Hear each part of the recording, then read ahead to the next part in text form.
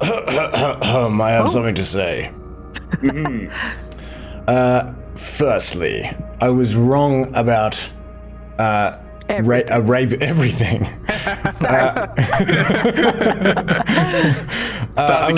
I was wrong that the rapier is a light weapon. It is not a light weapon. So Wumbo cannot fight with a rapier and a dagger. Yeah, I thought it was. I don't think it actually ever has been. Yeah, because I was looking at for Vakos as well as a finesse weapon, but they changed the weapon styles, or like the weapon categories. So it is finesse. I don't know, maybe it was light then. I had a look and I think like because it does a D8 instead of a D6, and it's sort of, I guess usually you wouldn't fight with, I don't know. It seems like it should be a light weapon, but yeah. Wumbo, you can use the moon-touched short sword, just so you know, just so everyone knows, depending on whether Tokra wants to give that up or not. Yeah, you can take it. It's a light weapon. I'll just stay very close to you. Mine, I got the light spell, so okay. Light thing, so I can cast it on a coin and give it to you or something, or like cast it on your weapon or whatever you like. So nice. So that's all right. Thank you, there. Thank you, sir. Well, I'll give you the moon-touched sword. But otherwise, I can give you, if you want to keep it, Tokra, I can give Wumbo a regular short sword, because I think it was my fault that you... It makes sense for Wumbo to take the moon-touched short sword. Okay. If you're dual wielding, yeah, you can take it. Should be in your inventory now. Tokra's more of a two-handed kind of guy. Yeah, I thought that was probably the case anyway. You'd have to like put the moon-touched sword somewhere when you're fighting with your maul anyway. Bite it. In his mouth. Just strap it to the front of it, like a headlight. The other thing was I added +1 to Venfjord's unarmed strikes for the +1 wraps. Because the wraps... Oh, did you already configure it to do that? Yeah, I think the problem was that I didn't have them equipped. When I had a look, it looked like they were equipped. Because I equipped them at the end. Oh, when I look in the effects though, I would expect it to show that there's something there. Maybe not, but like I'd be surprised if they're affecting your attacks, because it didn't seem to be. Oh, hold on. Can like we if you do an unarmed strike, is it the damage +3 on the damage? Yeah, +1. Yeah, but that's the +1 I've added. Oh yeah, true. So yeah, so I don't think it's actually doing anything. So I think, but yeah, just so you know, it's added to your actual unarmed strike. So if you take the wraps off, you'll just let me know, because you'll continue to. I don't know why you would take them off, but I don't know, maybe to bathe or something. Thirdly, I fixed Teddy's healing word to separate it into 2, so that you have the one for the magic initiate. So now you can cast it at level 1, and then the other one is just like a regular one down here, so you can cast it as one of your packed magic slots. Gotcha. I also noticed that it looked like you weren't preparing your spells. I was a bit unclear on like which spells are prepared and which ones aren't, and I thought it was something that I did. So then I started trying to prepare them, but then I realized maybe you've just only added the ones that you're... I don't know, you tell me. Oh, I read Pact Magic as just adding spells into your, like, arsenal. I don't know if it's different for a warlock. So it's like you can you can select from any warlock spells, but you should only have 5 spells prepared, plus any that you get from features and things. Yeah, okay. So I think with the subclass, so I think I'm the Great Old One, is the psychic one. Let's see if I can find the feature. Nice. So unless I've read this wrong. Oh yeah, so you'll have like, I think you've probably got a couple of features that will have you always preparing spells, certain spells. Yeah, so they're all the prepared spells like Detect Thoughts and Phantasmal Force. And then I think, is it 5 additional spells? Yeah, so I think you just have 5 spells as a warlock, and then you'll have some features that will give you these like additional spells that you can prepare. But that's, I just wasn't sure because I was like, oh, there's a lot of spells here and none of them were prepared. So I was like, I don't know if I did it or if you... But if you're just saying they're all meant to be prepared. Like lots, but it's 5 plus 4. Yeah. Okay, sweet. Okay, sweet. All right. And okay, and the last thing is I had a proper look at the bag of tricks, and I think we haven't been using it correctly. Let me just have a look at the old one. Where is it?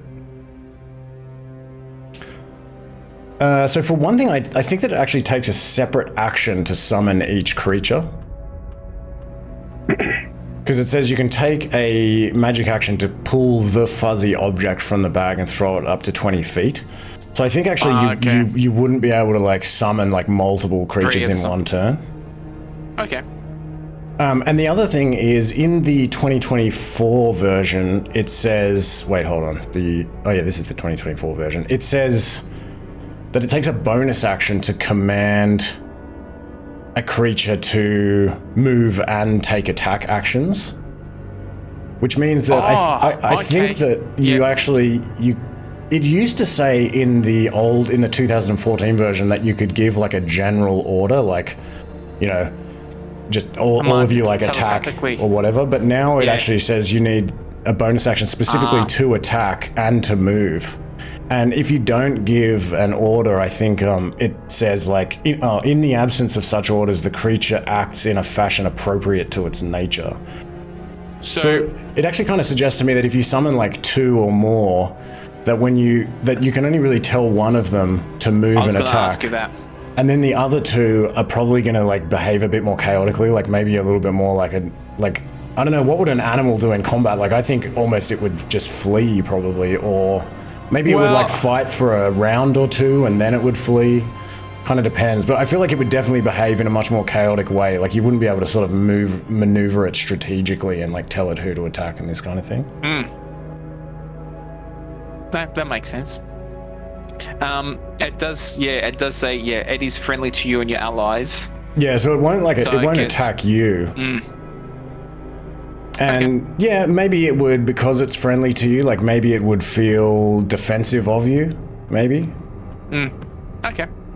I feel like I'd probably be like rolling some percentage dice and trying to decide like each time like whether it should, you know, what it should do. I think like, because if you're not kind of commanding it, then I think it sort of becomes like it falls under my control. But I also nerfed it slightly. Where is it? So the one in your character sheet now, I reworded it slightly so that it just says that you can't summon the same creature more than once. Just because we've had like for some reason we've had like like several encounters where we've had these like high CR creatures, and it's been kind of dominating the combats, as I mentioned to you in a private message. And so I've had to like scale the encounters up just to deal with it. It's like been like quite a like overpowered magic item. So I just thought if we make it that like you can't summon the same creature more than once, that'll just like, it's not entirely a nerf because it will also prevent you from re-summoning a weasel. But yeah, it'll just like prevent us from ending up with like 3 jelks or something. Not that we've ever had 3 jelks, but but yeah. Hopefully that'll just sort of like balance it a little bit more, but still kind of keep it kind of varied and like bag of tricksy. I didn't want to like remove the randomness from it. But yes, okay. So what happened in the last session?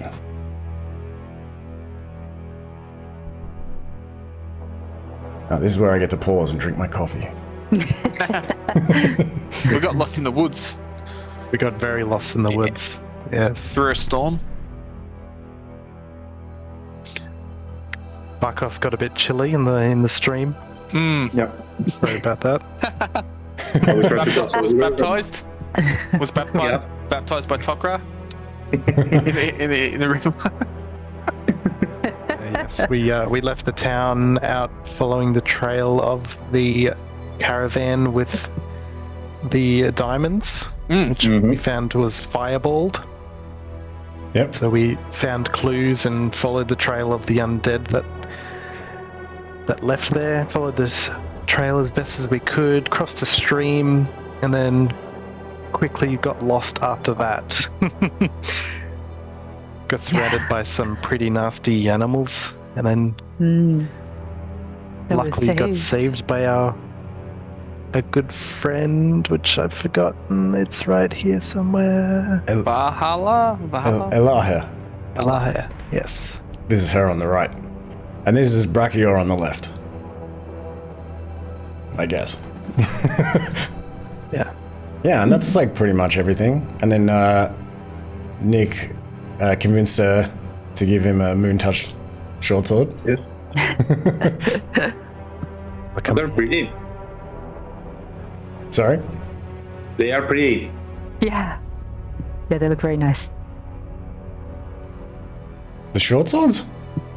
No, the characters. Characters. Oh, there it is. I was thinking the short swords too. I'm like, I think each to their own.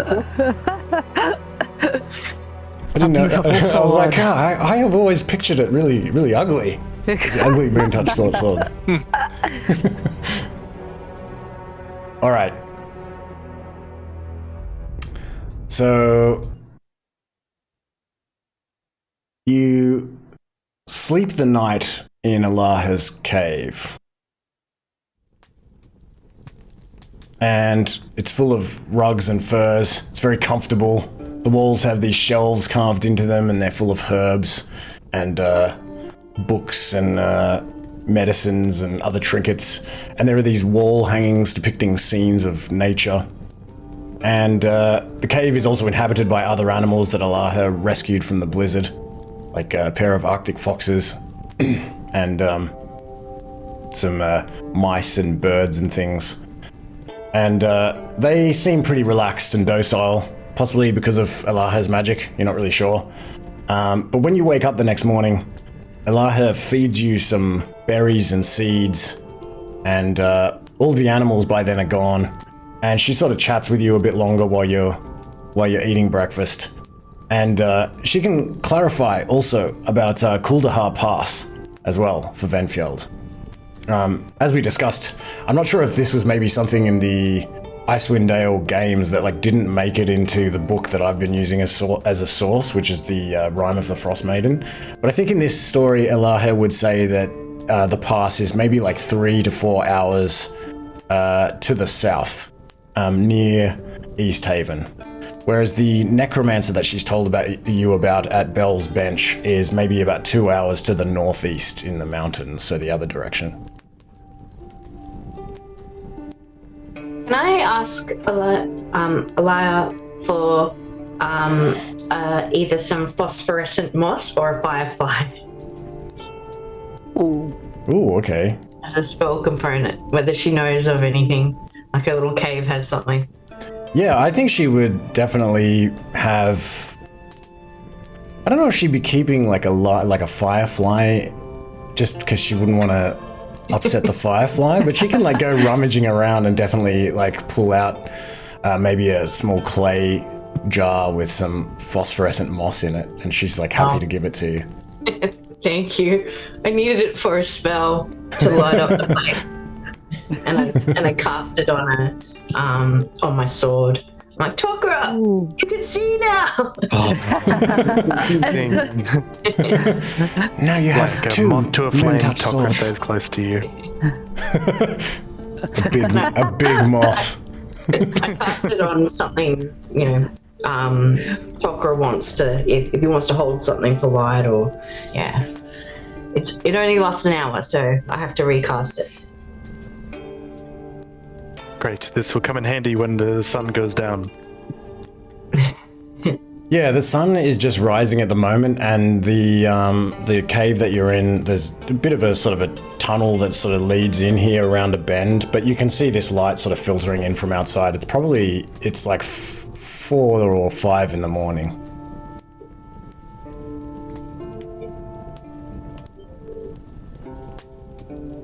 But Elaheh says, if you're ready, I can point you in the direction of Bell's Bench, where I saw the necromancer.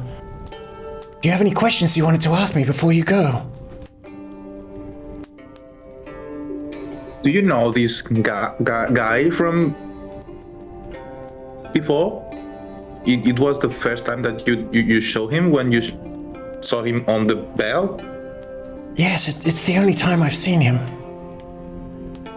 But I can feel his presence emanating from that whole area, which is why I avoid it. Has anyone here fight with someone like this? Do you mean fought with a necromancer? Yeah. Not that I know of. Guys, any of you have any experience? We fought him at the town and he cowardly ran from us. Oh, so you know him? We also fought him on the road and he also ran away from us that time as well. He does a lot of running. So he's a coward. Yeah. You're really fast. Behind his countless The only thing dead. that we need to do is to cross his path and block any possible exit. Right? and quick legs, yes. So we aim for the legs first. I can break a kneecap. So we have a plan? Kneecaps. Kneecaps. The plan is kneecaps. Sorry, lady. I know that you are like very protector of wildlife. And I'm sure you despise the hunters. Do you have any sort of trap to aim for humanoids and avoid them hunting the animals on the forest? No, I understand that it is part of nature for animals to eat one another. As long as the people of the towns nearby do not try to overfish the waters or overhunt the woods, I choose not to consume the flesh of animals myself. But I understand these things and I do not resent them for it. So no, I am not in the habit of making human traps. And you wouldn't happen to have any, like a fruit, a small pointy fruit, something that if you step on it, it will hurt? Maybe? Are you trying to look for, what are you trying to... Caltrops. Yeah. I'm trying to think if if there would be any kind of spiky nut or something like. Durian? Oh, yeah. That's more like a. That's a weapon. Yeah. Maybe It is a weapon. maybe on the walk to Bell's Bench we'll find some thorny branches could take. Yeah, I mean, she probably. Seed that has all those like little fine particles that just make you all itchy, like. Which thing is that? Like a seed or a? Yeah, it's from a hibiscus tree. It's one of the native hibiscus. I forgot the actual one, but it's the tree, the hibiscus tree. The fruit has all these really fine hairs, and they just really like they daggers, and they're very irritating. Maybe she says that she has a. I do have some powder for some itching powder, but unfortunately I don't have anything that would really work as caltrops necessarily. Itching powder. Yes, made from hibiscus. Okay, I will take it. If you don't mind. Do you mind? No. I very rarely have cause to use itching powder, and I simply made it out of curiosity. And when I realized what it did, it's just been sitting there for some time. Okay, then I will try to give it a use. And he points the hand upwards towards her. She'll kind of she'll turn away for a moment and go through some of her things in her shelves, and she'll come back with like a small pouch and hand it to you. And is the pouch itchy? Not the pouch itself. I'm just trying to think what this would be, but we can work it out if you want to use it. Well, yeah, I guess you would explain what it does. Just trying to think. Where is? Maybe just something like it loses concentration, so to speak, because it starts like sneezing or something like that, and it either gives advantage to attacks towards him or disadvantage from him during one turn or something. Maybe. Yeah. So I think here we go. I will put this in your. I'll put this in your inventory. That should. I've given you a dust of sneezing and choking. Perfect.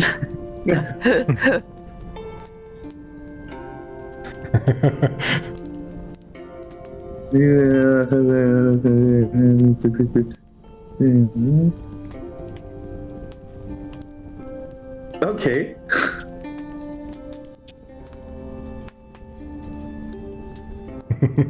Okay. Wait, but isn't it too strong? Maybe.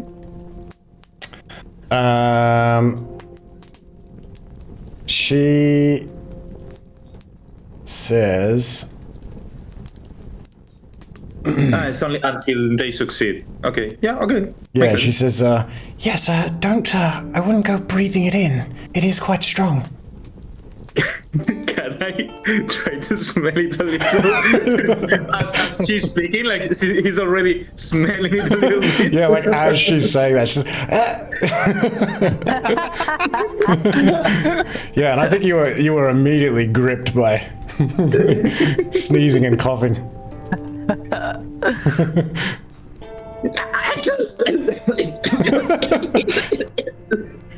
Okay, yeah, it works. Yes, maybe what you need is some fresh air and sunlight. Perhaps we should all. She kind of stands up and begins to sort of gesture as if like it's kind of time to. Yeah, we should be on our way anyway. He has the diamonds, and we should be going.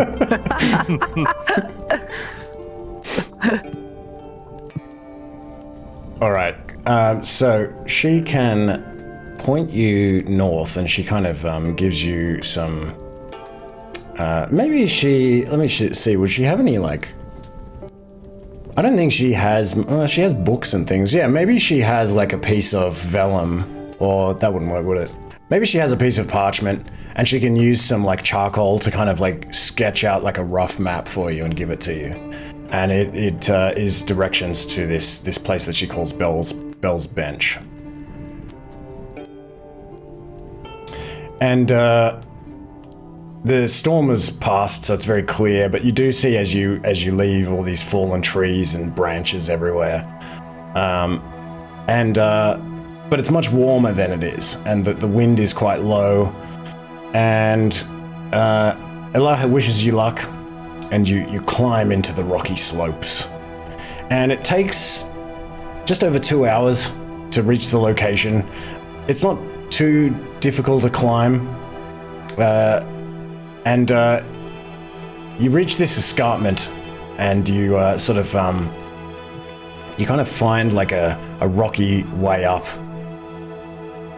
to the escarpment itself. It's also a little bit challenging, but like not too difficult. You're all able to handle it okay. And as you clamber onto what Elaheh refers to as the bench, you're struck by the view. You kind of turn and like face out over these like snowy hills that sort of spill away into the distance, and sheer cliffs above you sort of rush into the mountains as you kind of like turn to like look up as the mountain like continues above you. And just as Elaheh described, the stone step that you're on sort of cradles this enormous bronze bell. You would have been able to see it as you were climbing up to this escarpment. And it forms essentially a dome. Half of it's eroded and encrusted with a blue patina, and it's missing its tongue, and there are like these icicles hanging like stalactites from its upper lip, and shadows lurk within. Hello! Your voice echoes back at you. And perhaps is even kind of sent out into the hills.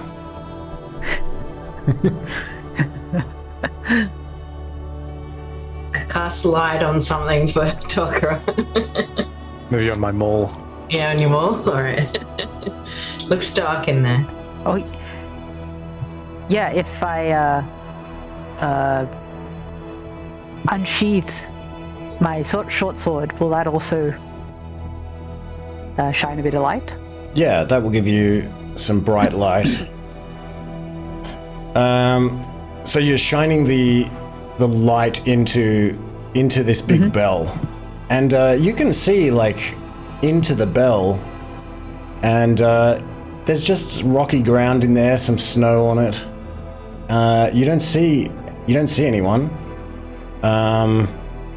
In fact, you don't see any signs that it's even been inhabited recently. Where has this bell come from? Can we see if it's fallen off something? Like a tower, or...? When you look up, you just see these cliffs rushing up above you into the mountain. Can I detect magic? Yeah, do you cast it as a ritual? I get a free spell slot with detect magic as an elf, like as a high elf. Okay. So it's a no spell slot cast, so, and then I can use it, one of my spell slots. So how does it look when you cast it? What do you do? Well, it's an elf thing, so I think she's just wants to like use it as like to see through if there's an illusion or something like that. So she just clears the way, sort of thing. Right? Just it's not really a cleric one, but she can use it like as a cleric spell as well. But yeah, this one's the elf one. So she's just, I guess, trying to blow some energy to see through an illusion, if there's an illusion or if there's any magic there. Okay, yeah. As you send this energy out across this bench, you immediately, as it kind of like settles on this whole area, and you're sort of looking through your elvish eyes and using this magic, you get this area. You kind of zero in on this area that you can see some way like closer to where the cliffs are, where there's kind of some rocks, like a sort of a pile of like large boulders and things. And you can just see this like black tentacles emanating out of here, just this sort of, it just looks like this necromantic energy that just seems to be spilling out from this like pile of rocks. So not the bell, just like off to the side or something? Yeah, so the bell... I think that actually the bell you would detect... No, I think not the bell. Yeah. That place looks fucked. Yeah, just like ethereal tentacles. Not like actual tentacles. Yeah, right. Only Ivana can see this. Yeah. What do you mean? They're just rocks. You like rocks, don't you? Yeah. Dodgy magic that I was thinking the same thing. I think that place looks terrible. There is no slope stability over there. I'll make a geotech out of you, Ivana. Don't you worry. It's ready for an avalanche, ready to go anywhere. Oh, it is just busted for an avalanche. But the bell's fine. How large is the bell?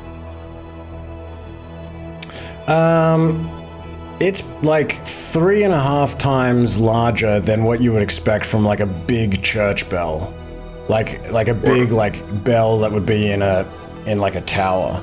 But it's like, so I don't know how big that is, but it's like Okay, it's very big. yeah, like Is there massive. a mechanism to ring the bell? No, the tongue is gone. Okay. Are there any footsteps leading from the bell or from the rocks that are nearby? Give me a perception check. Ooh. The acoustics are great in this bell. You just have to stand in that sweet spot.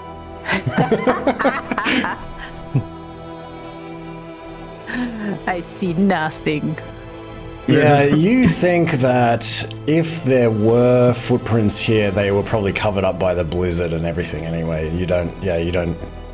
You see nothing. Did Tokra just start picking up some of the rocks that Ivana pointed out earlier? Oh, they're like boulders. Oh, the big boulders. Sorry, I should have probably used the word boulder rather than...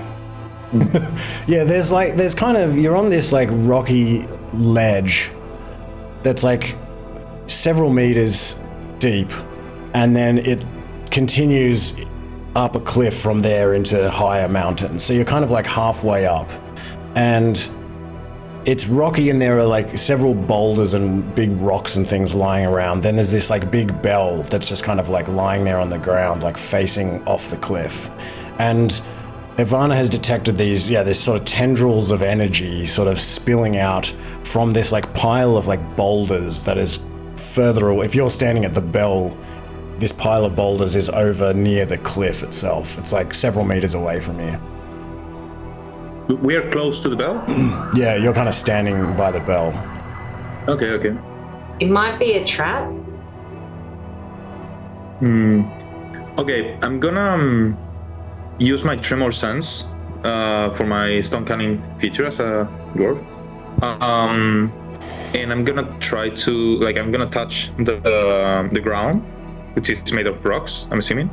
Yep. And that counts as stone. And that gives me tremor sense in a range of 60 feet, which means that I could sense anyone or anything, I guess, that is in contact with that stone. All right. So that's pretty far. It's like 18 meters. I'm trying to think.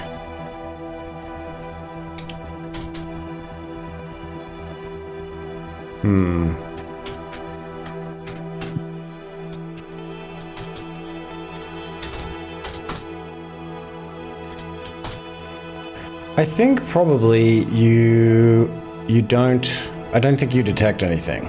Yeah, because it should be something that can be interpreted as a vibration. So if it's something that it's static, obviously it wouldn't work. Yeah, I think you.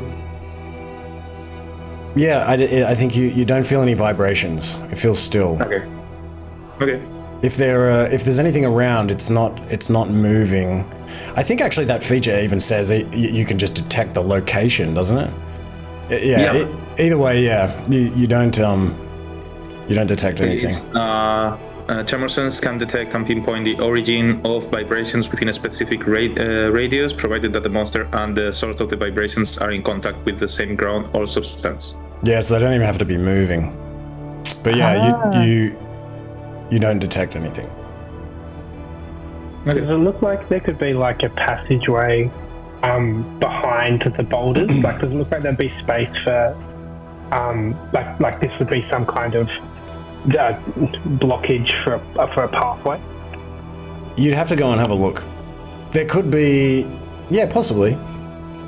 I still maybe. Yeah. Yeah. Well. As a geotechnical consultant, Teddy will make his way over and have a look if there's anything out of the ordinary, just visually, or he might touch. Let's say he like goes and has a little feel and maybe puts his ear to the rock. Yeah, so you walk over to this pile of boulders and things, and I guess Ivana can just sort of see you like peering into this energy that's like seeping out of the mountain. But you don't see the energy, but you sort of put your ear to the rock, and you notice that there's a bit of a, you can kind of, as you sort of go around these boulders, you can see this section where a couple of them, you feel like you can squeeze between them. There's almost like a little a hollow that you can walk into. Yeah, so what Teddy might do in that case is use his druidcraft. No, not druidcraft. Use his mold earth to kind of. Well, before you do that, I'll just say you can kind of see between. You feel you could squeeze into this kind of dip between these boulders and things, and you actually see that it looks like there is some sort of cave or like it almost looks like a fissure, something like that, like leading into the rock. Does it look like, is that because Teddy's small? Do you think everyone could squeeze through? Yeah. Oh, okay, no worries. So Teddy will run back and say that there's a path here. Yeah, there's just kind of a path, I suppose, like through into this sort of cluster of boulders, and you think that there's some sort of fissure amongst these boulders. Okay, well, Is it what? Did it seem stable? It seems stable. I don't know. You're the rock guy, right? Yeah, give me a geo check. What would that be? Nature check? Yeah, you can give me a nature check. Okay, for structural stability over the rock. Hey! Nice. Do you think it seems stable? Okay.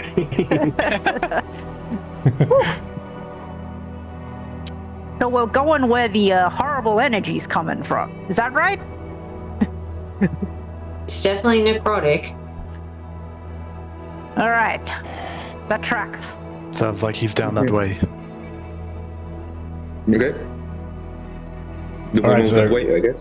Yeah, so if you head over to these boulders and go around the side and sort of, climb through this little gap between them and into this spot where there's a bit of a hollow and then there's this like fissure, you can look down into the darkness, and peering down, you see what are very clearly giant stone steps spiraling downwards into this fissure, into the darkness. They look like massive steps. They're like 3.5 times the size of a normal step. So one Tokra step. And 20 Benfield steps. Yeah. Reminds me of home. Yeah, I mean, like, how big is like a normal step? 180 meals. Nice. So That what's was very that? fast. Yeah, that was quick. I know my steps. So they're 630 mils. Wow. Ooh. Just over half a meter. Oh my gosh. Yeah, that's easy enough. Yeah, it's gonna be funny to see Yeah, Teddy's just the two small characters trying to grab it like. Hold up. How steep is it? Wait, is Venfield... Venfield is small. Yeah, and technically Benfield should be able to climb it somewhat gracefully, but he cannot use it as stairs. He has to do like acrobatics, so to speak. Oh yeah, but actually Wumbo is even shorter. I think Wumbo, you're... I think I'm 2. I can help You're you. like 1 2.5. meter. 1 meter.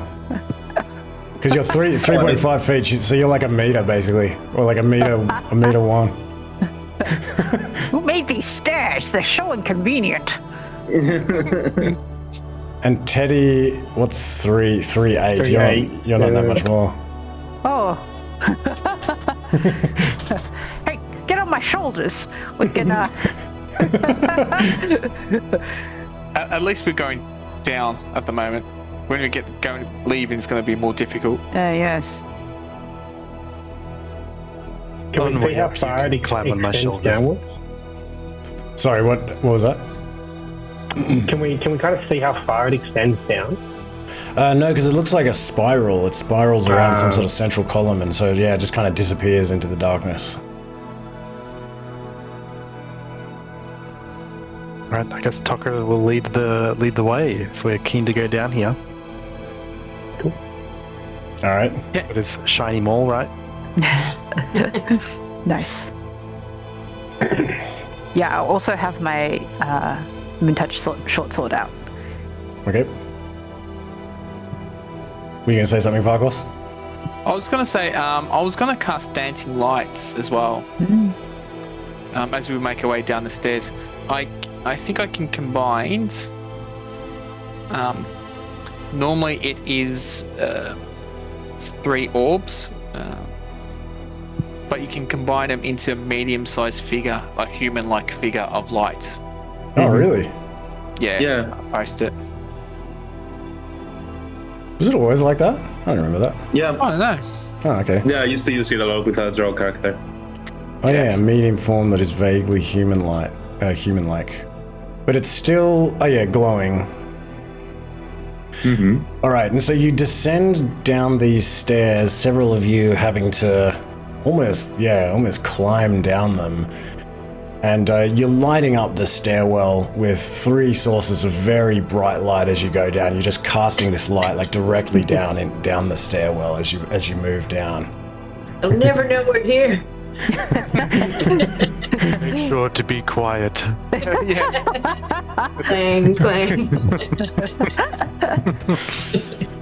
And so you spiral down the giant stone steps, and after you complete several circles around this central stone column, you eventually come to another landing. Or really, you get the sense from the echoes of your movements that it's maybe about, like it's a big landing. You think that you're in this, so you're shining this bright light. So you come into this area where the stairs continue downwards, but then you're also standing in this chamber where you can see across from you, you're probably it's like a 10 meter by 10 meter chamber. Just this big empty stone chamber.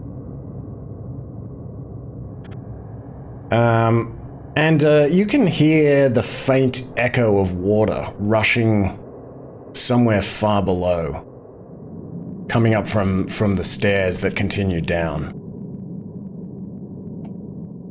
What do you do? So this chamber is not at the bottom. It's just like a offshoot. Yeah, so it's kind of like, initially as you're coming down, you think it looks like a landing or something, but then it's like this huge chamber. Mm-hmm. And let me see, what can you see at this point? You can probably... I was gonna ask, yep. if there's anything off this chamber, any alcoves, niches, other passageways, or... Yeah, so I think what you can see is maybe like 6 or 7 meters away from you, across from you, is this huge stone wall, and the ceiling is like far above, and shining your light. I'm trying to work out like how far your light goes in here. You think you can see that it looks like there's a passage leading off both to the left and to the right.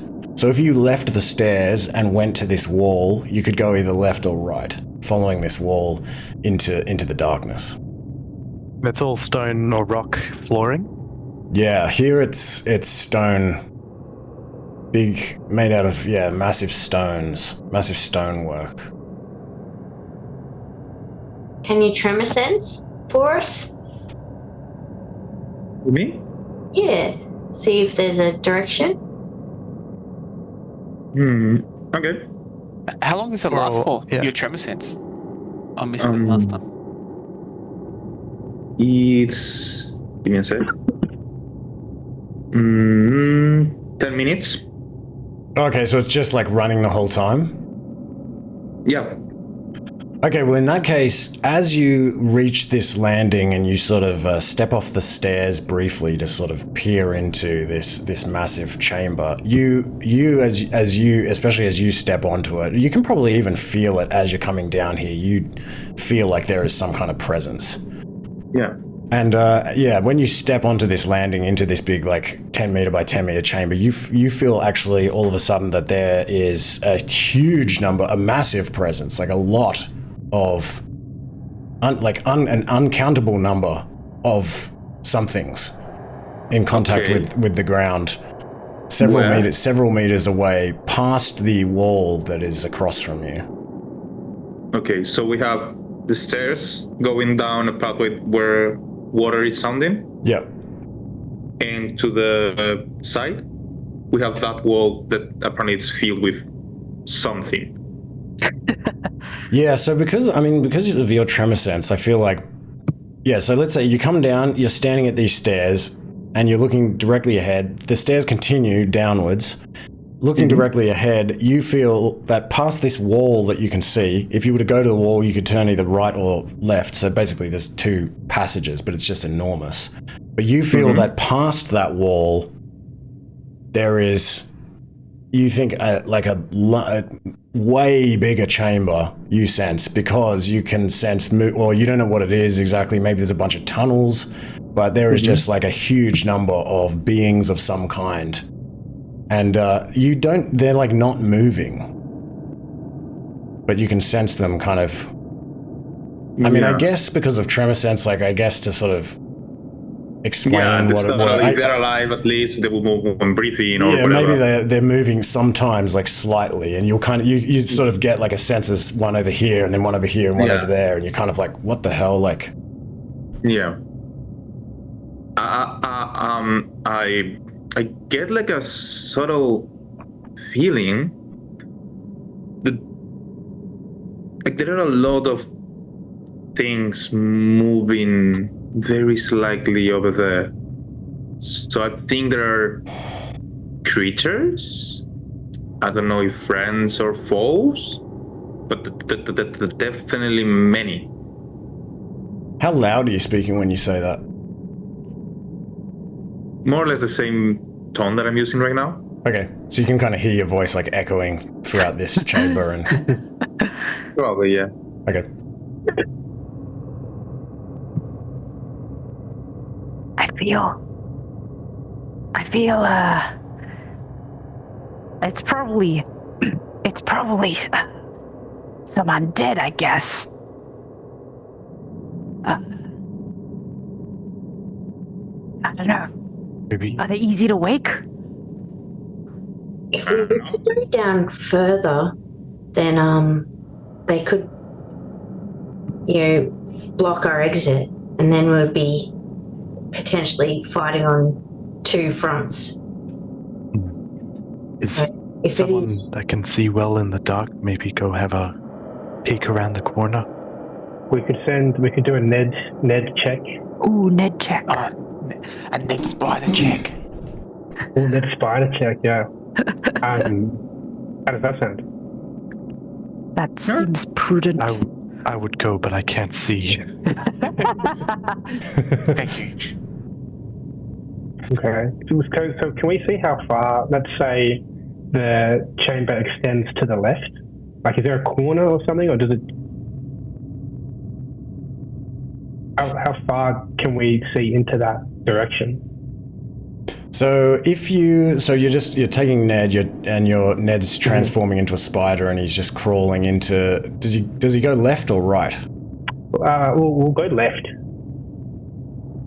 Okay, so I'm gonna make surveillance while they're moving. So if anyone gets like very close to Ned, I'm gonna tell them. I think as you're sort of keeping your ears out and sort of paying attention to vibrations, you begin to sense that something is actually coming down the stairs from behind you, from where you have just come. And as the spider crawls around the corner, the spider finds itself, or Ned finds himself in another massive chamber.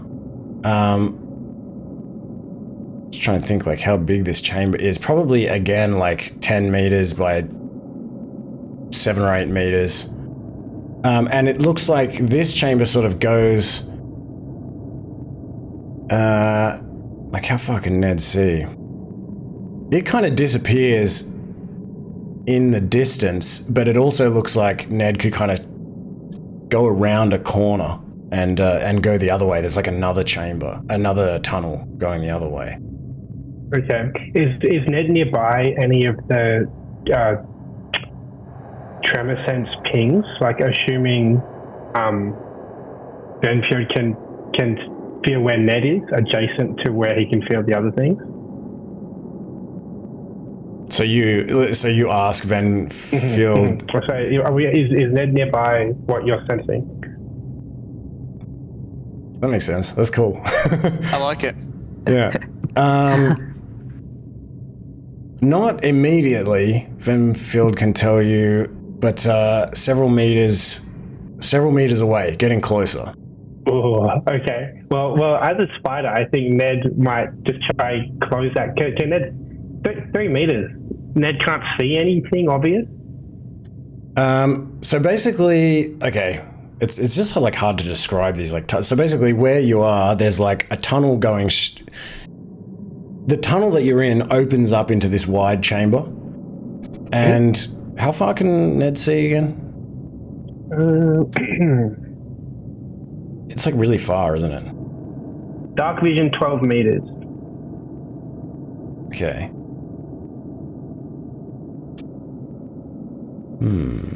Dark vision 12 meters.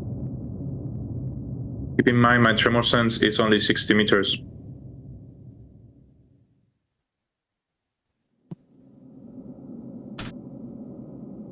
There you go. 60 feet. Yeah, I think it's just that it's this massive chamber, so it's like hard for me to imagine like exactly how far some of these distances are. But I think that Ned can see at the other end of this chamber there appears to be another passageway leading north. I'll go with cardinal directions. Ugh, Okay. it's gonna get confusing. Forget north. I won't go with cardinal directions. You can see, so Ned has turned left and is entering this big chamber. And at the other end of the chamber, there's another passageway leading to the left. But Ned can also turn to the right and turn into another passageway there. So there's basically a passageway far at the end of this chamber on the left and a passageway to the right. Okay. And So, Venfield can sense movement to the right. Great. Okay. So Ned would like to go to the right and see if we can pinpoint what exactly is pinging this tremor sense. Okay. As Ned progresses into this tunnel, sort of turns into this other tunnel and begins like crawling along the ground in there. He sees that there is another passageway leading off to the left. As he begins kind of creeping over that way, all of you begin to hear this what sounds almost like marching echoing from the stairs above, coming down towards you. It's approaching you it's pretty close now. And as Ned climbs along the ground and sort of looks into this passageway that's branching off to the left, you see just briefly through Ned's eyes what looks like just an absolutely massive chamber that is full of... Well, actually, from where you are, you see that in the distance there appears to be... There's some sort of like blue light in this massive chamber, and you look across and there it looks like there's this big, like, it looks like this like big kind of towering square stone like like object, and you see what looks like a number of skeletons just standing around in the darkness. Yeah, but they're not- yeah, go ahead. They're just like static. They are static, and they are dressed in armor and carrying swords and things, but they're just standing there, and they're all facing your direction, Ned's direction. It's very eerie. And as you see this at that moment, the silence in this room is shattered, and what's obviously there's just this massive chamber, and all of you can hear this even from where you are. And as this kind of these like footsteps are like coming down the stairway, you just hear this resounding voice echoing out from this massive chamber in here, and it shakes the very air around you and pierces your mind with arcane energy. And its power is overwhelming. It sends shivers down your spine, and even the bravest among you and the coldest are filled with fear. And you wonder, what have you gotten yourselves into? So is that something that we can all hear, even outside of the chamber? Or is it just Ned? Yes, even outside of the chamber. This voice just like fills this entire structure. It's like coming from all directions, including almost inside of your minds. Is it like a scream or is words? It is arcane words. And as you hear this sound, looking through Ned's eyes, these armored skeletons suddenly begin moving, and they begin like kind of marching towards you, and they fill this passageway, and all of you now can kind of see them like spilling around the corners into this large chamber where you're sort of standing at this kind of landing. And at that same moment, all of these skeletons in armor kind of march down the stairwell from above. And they're dressed in very fine armor, like polished armor, although armor of like different types. It's not particularly regimented, but they look like almost quite fancy, many of them, like royal infantry units or something like that. And they basically just surround you before you can really do anything. There are just too many to fight. Like those of you who begin to sort of draw your weapons or begin casting spells, you're quickly just overcome by this sense of like, there's no way that we're going to be able to do anything about this. And they march over to you, and they basically surround you and kind of grab you and begin like pulling you, like dragging you into this passageway and around the corner towards where Ned was. Did they recognize Ned as anything more than a spider, or did he go unnoticed? I think, as far as you know, he went unnoticed. Mm-hmm. Well, in that case, Ned's just going to trail. Okay. He's got to be careful not to get trampled. Chow on the wall. Climb on the wall, yeah. Yeah, if he climbs on the wall, he'll be fine. Do we recognize any of the insignia from any of the armor or anything? Like, is there I think there's probably various insignia that you would recognize. Almost like anything you can think of, maybe you would see something that maybe you're like, oh, I recognize that as like the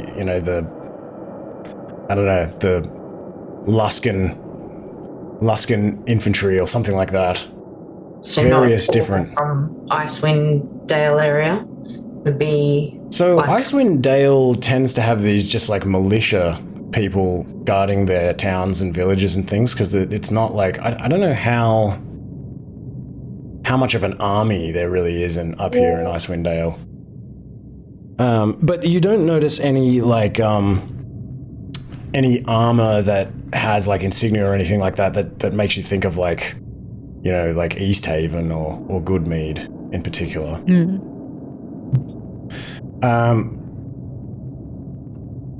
But yes, so you are pretty much grabbed by the collar. All of them surround you. They put the sword to you, and they force you and pull you into this large room.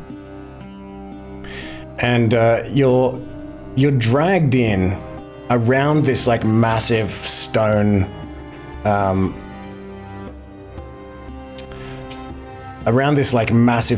block that sort of towers above you. You're dragged around it and like dumped in the middle of what looks like an enormous ballroom. And you land on a long red runner where you're lit from above by a blue spotlight. And you look up and you see this like crystalline ball of what looks like ice shining down like the moon from above. It's like hanging on the ceiling from this thick iron chain. And on either side of the rug, there are easily over 100 skeletons. And you realize once you get here that most of these other skeletons are not actually dressed in armor. Only the ones that kind of marched in and dragged you into this room are. Most of these other skeletons look like multicultural dignitaries attending court. They sport styles from far across Tyril. There are lady skeletons in lavish caftans, bustle gowns, kimonos, and darshan, skulls in shawls and fascinator hats, and bony fingers hidden by elegant gloves. And there are lordly skeletons with cravats, and cutaway jackets, and elaborate pagri, and even a few top hats. Skeletal animals meander betwixt their legs, the soulless pets of mindless masters. And the hall ought to be filled with hearsay and slander, but all you hear is the rustling of fabrics and the racket of phalanges sort of click-clacking on the stone. And you look down and you feel something tugging on your sleeve, and you glance down and you see what looks like a small animal, like a stoat, but it's like a skeleton, and it's kind of nipping at your clothes. And it peers up into your eyes with empty sockets and then like skitters along this red carpet and up the steps to this stone podium. And there, a zombie dressed in red and gold robes reclines in a stone throne guarded by a humanoid apparition that hovers behind with a shadowy sword and glowing red eyes. And the zombie on the throne sort of leans forward and its face emerges from the shadows. So you can see its long white mustache and beard. And it's got these jewel-laden fingers that are like clutching at the armrests. And its head is ordained in this like jagged gold crown with this central obsidian gem. And it kind of waits for your gaze, for all of your gazes to lock with its own before breaking the silence with a cackle. And it's like, welcome, subjects. And it seems almost excited, and it kind of beckons for you to approach. And this stoat kind of climbs up onto its lap, and it like pats this skeleton stoat on its knee, and says, "Tell me a story." Vakos. Hello there, Your Highness. What about some introductions to begin with? I'm Vakos, and these are my fellow adventurers. And he'll go through all their names.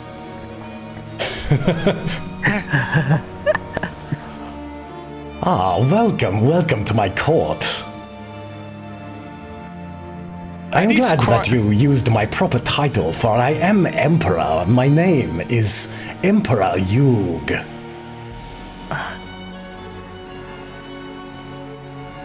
Emperor, it seems like you must have been residing here for some time now. I have been here for a very long time. And tell me, what is it that you are doing snooping about my premises?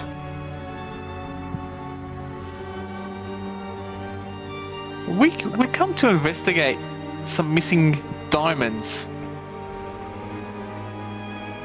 from a small town not too far from here. Ah, yes. Actually, yeah. Good mead. I know of it, and I know of your diamonds. In fact, I have even heard of some of you. Ah, word does travel around these parts of Icewind Dale. I have many eyes, you see. Well, At least eyeless sockets.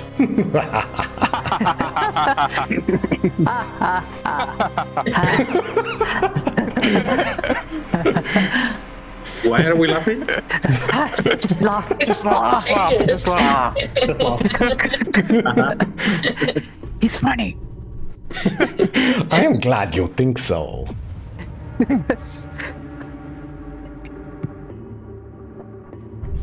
But I ask you again, what are you doing snooping around my court? Well, I wouldn't say snooping. We stumbled across your court, and we were investigating the missing diamonds from Goodmead, and we believe that they might have ended up possibly down here in your presence. Indeed. And you wish to have them back? Oh, possibly. What does an emperor? What does a fine emperor with wealth such as yours require these diamonds?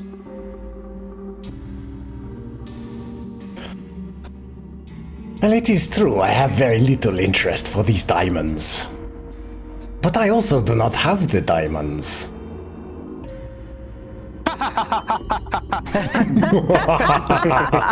I like you, you are fun.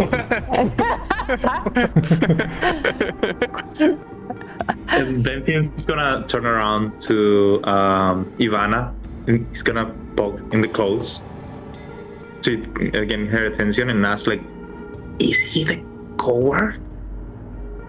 Like the running guy? I don't think he's the necromancer, no. You know I can hear you. Excuse my friends. We were actually maybe got you confused with somebody else. I see. Or perhaps you were meant to come here all along. No, if you don't have diamonds, I don't think we need anything from you. We'll be going. Oh no, I do not think you should go. You have only just arrived. Oh. Tell me, who is it, this necromancer, who you think has the diamonds?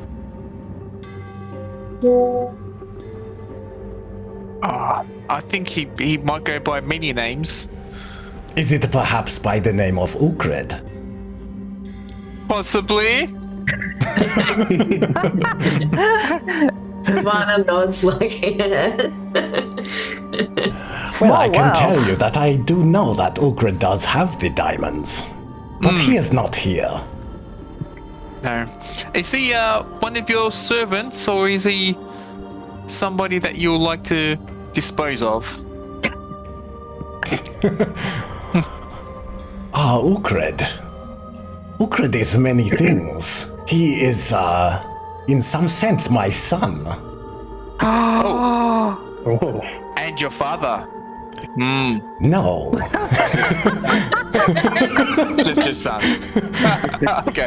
He's my son, but only in one way, for in another sense, he is also the bastard son of Mikhail Androma. Do you know this name? Ah. Yes, we do know the name and the family. I thought you might. Interesting. So do you like him? Of course I like him, he's my son. But you know, he told me all about... Hate their sons. Well, you know, love and hate is very much the same thing, wouldn't you say? No, I wouldn't. Perhaps you will come to learn this in time.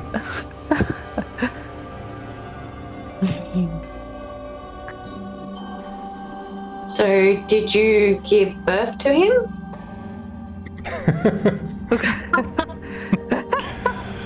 I don't know how they're created. Was it you and Mikhail had a bit of a relationship, possibly?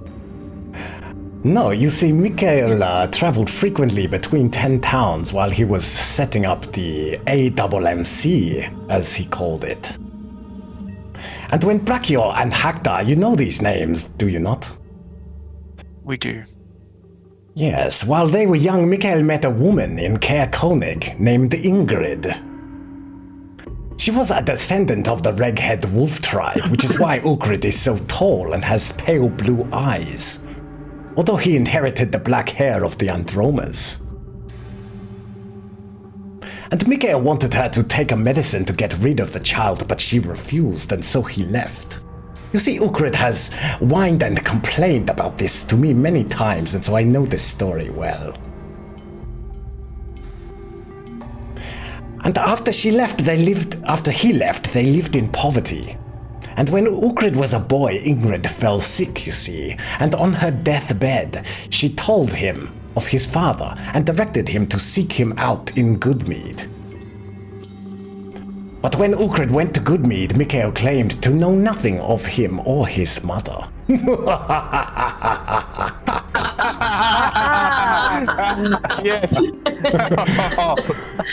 Yes, you see, as I said, love and hate.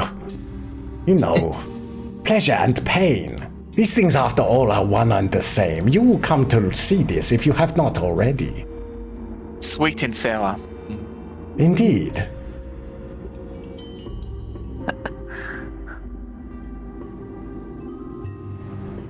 But you have not told me much about yourselves. I enjoy stories.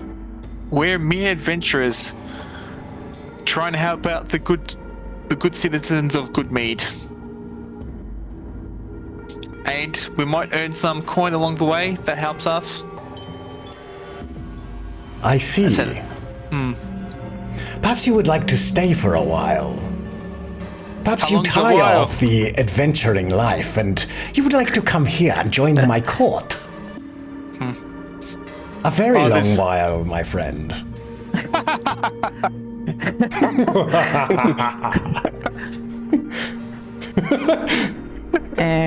What do you do in your court?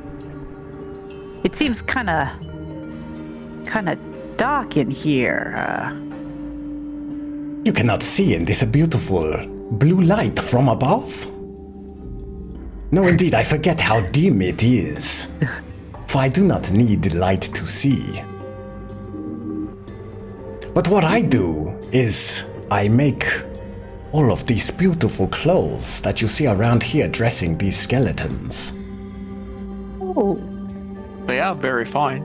Ah, thank you for saying so. I appreciate that. To be honest with you, I've never seen skeletons dressed so formally before. So well. And tell me something about the clothes that you wear. My dark elf friend. Where were they tailored? They are quite fancy. They are quite fancy. The thread's quite fine, actually. I believe it might have originated from the underground as well. Indeed. But yes, you would fit in perfectly here. Maybe that's a story for another time. Is it? What story would you prefer to tell? Oh, maybe what the diamonds. Maybe what you had use for the diamonds for. Ulkred wanted the diamonds, not me. Ah, yes. It was for the ritual. What ritual? Oh, you know. He wanted to resurrect his mother. Mother, yes. He was so distraught when she died, he could not bring himself to bury her. And after Mikael rejected him, he sought me out. He had heard stories about a lich who lived in the mountains, you see. Lich. It is a funny word. It is. And Ulkred wanted me to resurrect his mother. Well, I did not think it worthwhile doing it myself, so I thought to train him instead.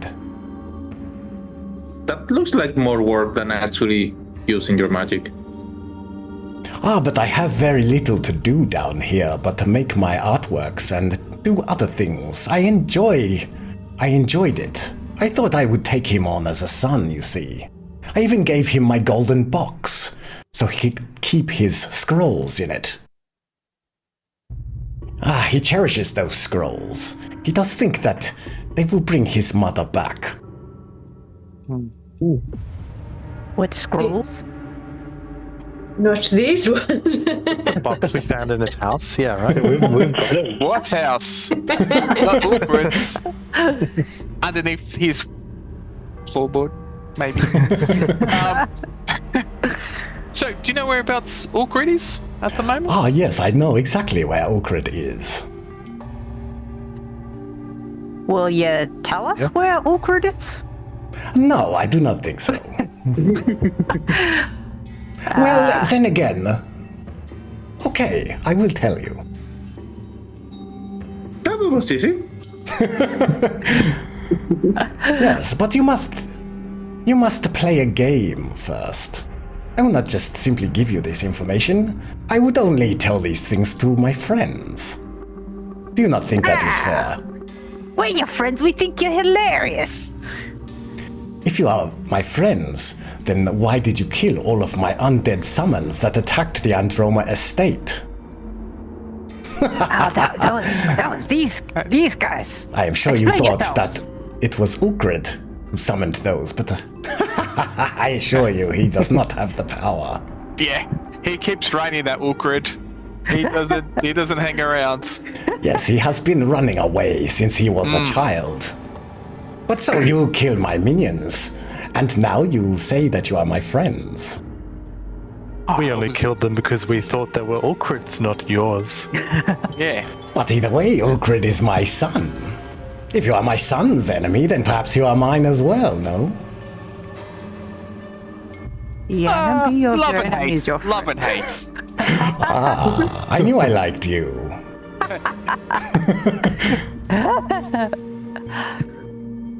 Well, was there any kind of service that you could use us for, so that we can demonstrate our friendship?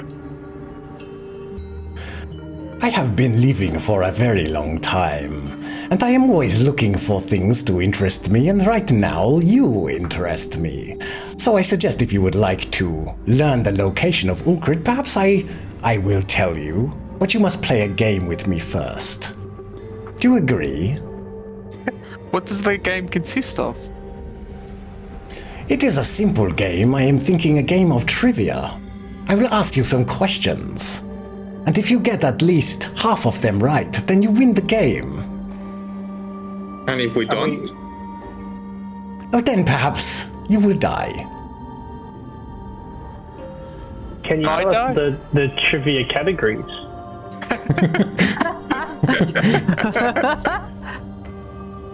I have a wide interest in many things. I think that the category should include everything in the multiverse. What do you think? That's a lot of categories. How long have you lived for? I have lived for many centuries. How many is many? Because I've got 2. Perhaps 6 or 7. I cannot be sure. I have lost count. You know, I was Gonna once. be one of the questions. Should we be taking notes? You know, I was once emperor of Shulang in the eastern lands of Karatur before I came here. Perhaps I will ask you about my lands. I would be interested to know if you know anything about Shulang. That sounds like a lovely place. Oh, it is not lovely at all. It is terrible. I had to leave there. My people were revolting. Yes.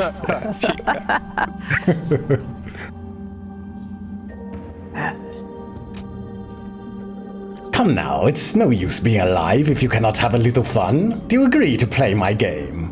You really have little choice. I vote to play, but I'll go with the majority. I have a question though. You say that you are like creating these things, but like, they were corpses, right? Why, yes. Are they the same person that they were before dying? What is a person exactly? How do you I'll take distinguish that as a between the muscle and the brain, or the skeleton? Is there a soul, do you think? You know there is. And if you do So not, I there can is a tell you soul? that there is. There is a soul in those? No, my friends here do not have souls. So Which is they're why just it is so nice for me to meet all of you. Okay, because we can give you a conversation, Indeed, and they cannot. that is true. And Ulkred wants to do that to his mother? No, he wants to resurrect her properly. Oh. I told him this was possible. And I told him I knew how to help him do it. And he believed me. But it's not. I do not think I shall answer any more of your questions until you answer my questions. Would you prefer to play trivia and answer our questions? No. And if you win, then we'll stay.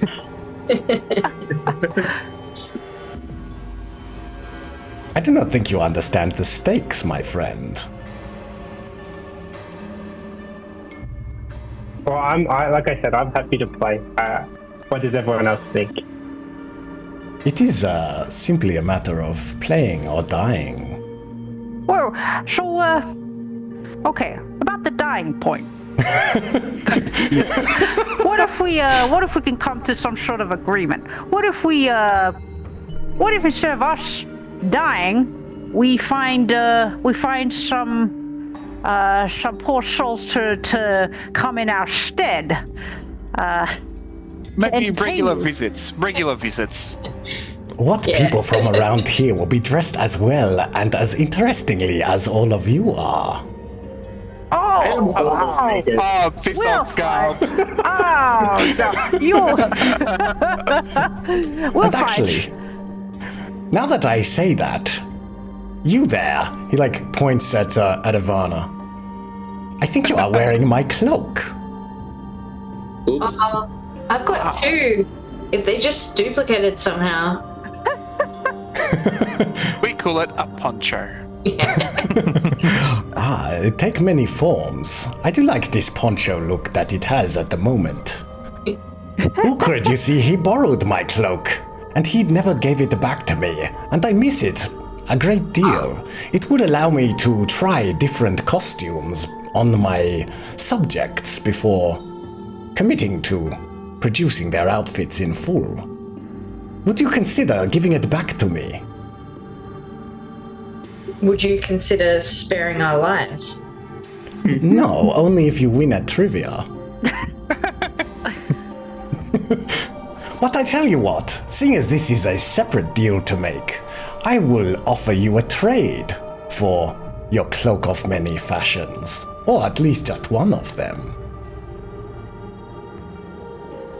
What do you suggest? I have several items that I have tailored myself. Boots of striding and springing, a cap of water breathing, a cloak of elven kind, gloves of swimming and climbing, a ring of jumping, a robe of useful items, slippers of spider climbing, and a wind fan. What about diamonds? I will tell you where the diamonds are if you win the game of trivia. I have told you already. Do not test my patience. Emperor, if I may, and Teddy's going to pull out the alchemical jug, and I'll say, if you could guess what is in my jug here, and you guess correctly, then we will have lost your game. But if you're incorrect, then we have won. He reaches out with this kind of zombie, almost skeletal, bony arm and grabs this like. I'm trying to pull away if I can. No, not towards you. There is this sort of what do you call it? I forget what it's called, but it's like basically like a staff that's leaning on next to his throne. He grabs this staff. It's like this big long gold staff. He grabs it, and as he grabs it, it begins glowing with this like red energy, and these like it begins to sort of like produce these like flames from the top of it. And he says like, "You are testing my patience. If you do not play with me and you do not wish to, then perhaps it is time that you joined my court sooner than later." How many questions are we looking at for this trivia? I will ask you 12 questions. Does he has 6 fingers?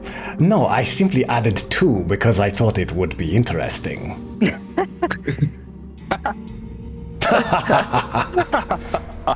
If you can get more than half correct, then I will let you live, and I will tell you where Ulkred is and where the diamonds are. If we get exactly half, can we get a bonus question?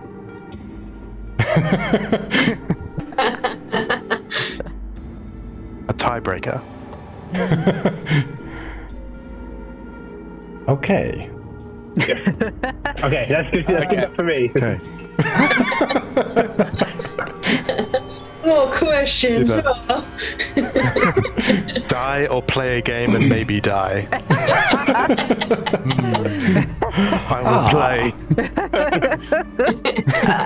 I promise you, you will enjoy the game. Or will you hate the game? It is really the same thing, after all. Has anyone ever won this game? All of my friends here have won the game, in a manner of speaking. Okay, I ask you the first question now. Oh wait, are we gonna play here? Why, yes. We're playing. Yes. Can we Is that the talk first amongst question? as discuss an answer before we tell you? Yes, you may do that. Okay. Okay, first question. What is the name of the rare poison that kills the imbiber at the stroke of midnight? I will give you a hint. Hector Androma used this poison to kill his own father, Mikhail, while he was under Ulkred's control. I will make these multiple choice questions to make them easier. Is it A, Angel's Tears? B, Midnight Tears? C, Midnight Misery? Or D, Midnight Stroke? So you can discuss amongst yourselves and see if you can come up with the answer, and then you can choose one of the characters who will answer the question in the game. And if you know the correct answer, then the DC will be halved. Ooh. Okay. Would you post those options in the chat? All right. I like this music. It's not easy for me Yeah, to it's do. really thinking music, isn't it? Yeah. Let me see. So do Okay, here we go. come up with one answer as a group? Yeah, so come up with it. You can come up with an answer, and then you can choose which character will answer the question. What is that, Tokra? Yeah, Tokra wasn't there for the adventure, but I know the answer. I think it wasn't Angels. I think it was Midnight or something.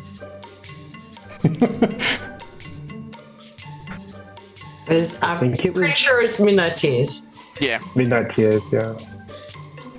All right, I so lost all my notes though, because my computer died, so Oh, I'm good.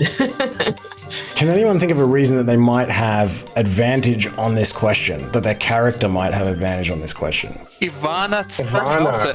tasted it. Or tasted it. Yeah, she licked it. And She then licked like, it. And you also have proficiency with Herbalism Kit.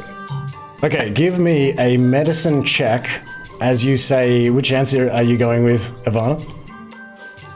Midnight Tears. So give me a medicine check. The DC is halved because you have the correct answer. And you can roll with advantage because you tasted it and you have proficiency with it. Survived. first $10. My gosh. Thank God. Oh, Thank God. Which one do you say instead? Which one does Ivana say? Oh man. Angel's Tears, because I guess it's the most similar. Oh no. You looks almost displeased. Oh, come now, that was an easy one. A warm-up question even. Okay, I will ask you another question. Which of the following spells is most excellent for permanently controlling someone's behavior? Is it A, modify memory, B, friends, C, dominate person, or D, charm person? And I'll give you a hint. Ulkred, you know, he used this spell to control Haktar Androma by casting it on him repeatedly at the Wet Trout Tavern in East Haven. Ooh. Well, I've got friends and charm person, and they last for a minute and an hour, so we can get rid of those two. Your friends last for only a minute? I don't think they are real friends. that's why he likes rocks so much. Ooh.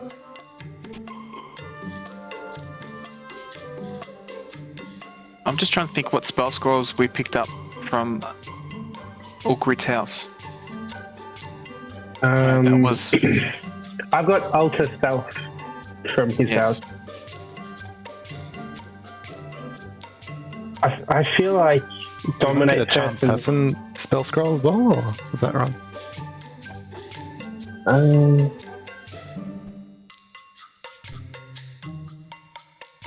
What I feel level? like charm person's not long enough. Okay. I don't think dominate person is either. But charm person doesn't change their behavior. It just, I mean, their mentality. I feel like modify memory seems permanent, whereas the other one is less so. I would think true, charm yeah. makes you like amenable to whoever they are. So If we're thinking yeah, permanency, then probably modify memory, right? Because Haktar was possessed for a while, and charmed person means they would have to do it every hour. well, they said it was continuously at the inn.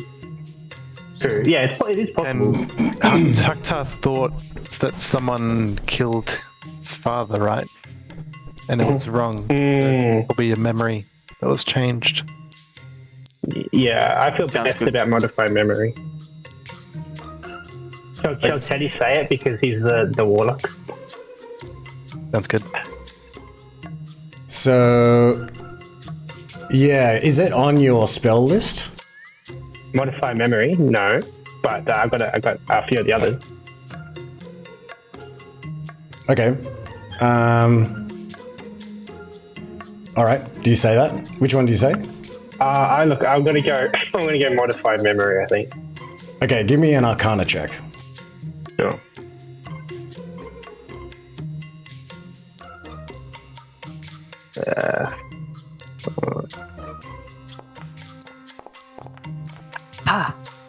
All right. Ah, now we are talking. Modify memory. That is correct.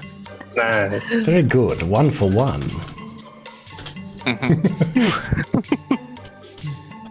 Okay, next question. Do we win and lose as a team, or is it if you've got one right, you're clear, you don't have to? Oh no! All of you will die if you do not win. Question number 3. What is the name of the famous temple in Waterdeep where they worship Lathander, the neutral good god of dawn and renewal? Hint, Mikael Androma's mother Andelka serves as a priest at this temple. Is it A, the Temple of the Morning, B, the Spires of the Morning, C, the House of Lathander, or D, the House of the Rising Sun?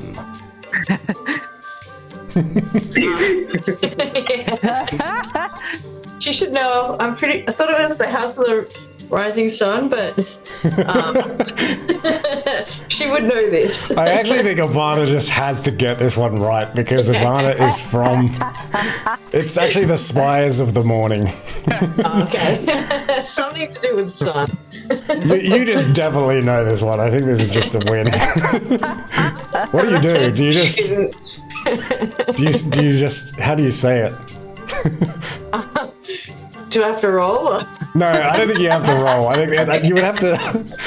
You would have to have like amnesia to forget like the very temple that you serve. Before he even finishes the question, she's like the options. She just immediately says it. Oh, very good. I thought I would throw you a bone. You see. I needed that. Just because you failed that first question, I do not want you to have to throw me a bone too soon. Because you have many bones, apparently. Yes, but never enough. Never enough. Okay, question 4. Which of these fish is endemic to Icewind Dale? Is it Icewind salmon, bream shander, bristlebone trout, or knucklehead trout? I'll give you a hint. The fishes of good mead depend on this fish for their livelihood.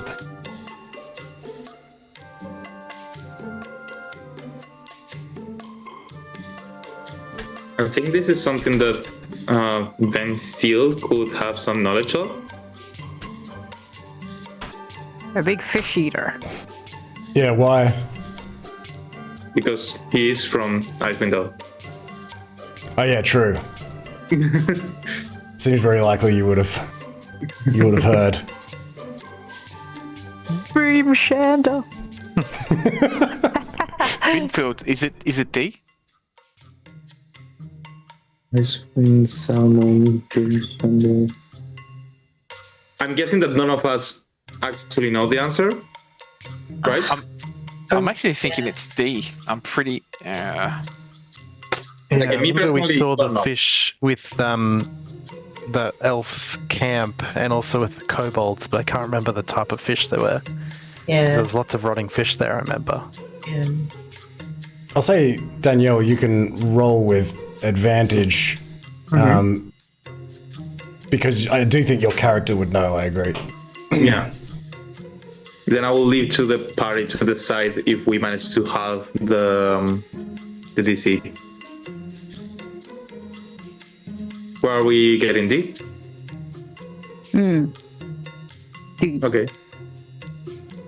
Okay, Venfield, give me a nature check with advantage. Nature.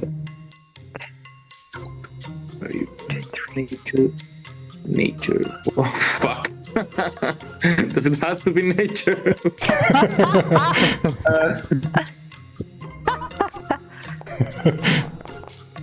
Woohoo! Ah, very good. Yes, knucklehead trout. Yes.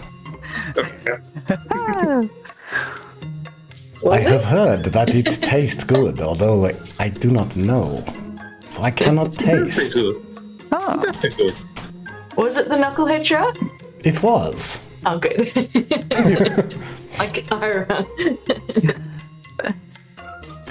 Question 4. What is the name of the mead that made the Androma family its original fortune? Ooh. I'll give you a hint. Mikael Androma once gifted a bottle of this mead to Ulkred's mother Ingrid when he was just starting out in the mead-making business. I guess he thought it would impress her. And did you know Ulkred still has that bottle? He carries it everywhere he goes. To remind him, he says, of how his father abandoned his mother and him. That's funny, tragic. Emperor, is it this bottle? Do you actually have the bottle? I've got it. Yeah, I think we do. It's like good old meat or something, wasn't it? It's actually labelled. Bottle of good old bad mead with Ingrid Good old tag on bad it. mead. Ah. All right, you automatically win that one as well. That's not funny. Yeah. Wonderful. I did not expect that you would actually have the bottle. Tell me, how did you come by that? Another time. That's a good one. I am also was the just name? joking, for I know exactly how you came by it. For Ulkred would not stop whinging about it after he returned that you had taken it from his cabin. That's right. Hilarious. If he stopped running, maybe we could return it. I do like your jokes, my friend. Okay, question 6. Vakos, he might keep you. Perhaps we could become long-term friends. Okay, question 6. What is the primary source of arcane magic in Toril? Is it A, the weave, B, the realm of chaos, C, the well of eternity, or D, the gathering?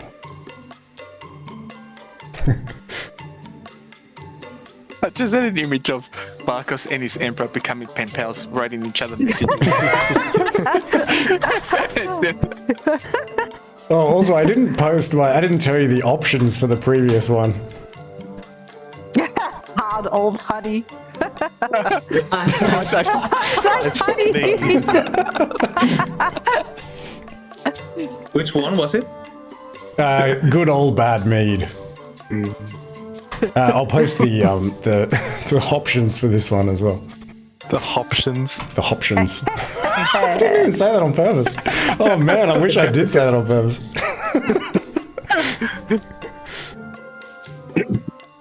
I mean, I do know that it's. Well, I'm pretty sure that it's the weave. What I'm not sure if Benfield would know. Like Benfield has a connection to the wave, but I think it's fairly intuitive, so I don't think he would know the name. Yeah, I don't think Wumbo would know. Yeah. Teddy's got packed magic, so I don't think it's connected. When he think spelled that's- Tokra could cast his cast iron. That's so good. Did you just make that up, man? Yeah. I'm gonna use that. I'm gonna have to kick you out just so I could use that with fresh people that don't know. You can use it. I'll say you made it up. Excellent. I am starting to like you as well. Wait, I'm confused about who I am. Ivana knows about the. Oh, she just has proficiency in history. Oh, I think maybe anyone that is proficient in Arcana can have advantage. Oh, yes, that is me. I wasn't sure. Do I need to make a roll and then do I need to guess and then roll? Is that Yeah, how it- guess and then roll. Okay. Well, I'll guess the weave Okay. and I'll roll. Sorry, not a single roll. Arcana check. I might as well roll again for. You can roll again if you want. Yeah. Yes, the weave. Very good.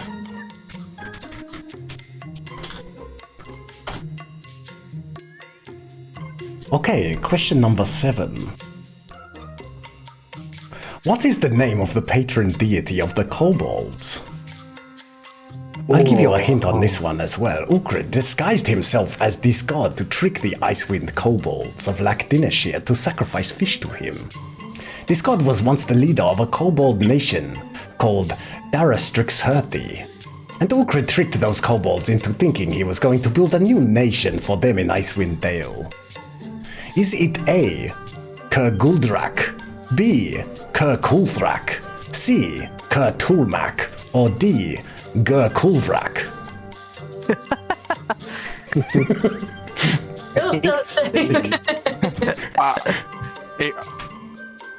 Tokra knows the answer. Yeah. And he was next to the kobolds when they were talking about it. So maybe Tokra will say it was Kartumak. Alright, give me a... well, let me see. Anyone... Yeah, you can give me a religion check at... Are you proficient in religion? Hell no. Give me a flat religion check. Dun, dun, dun.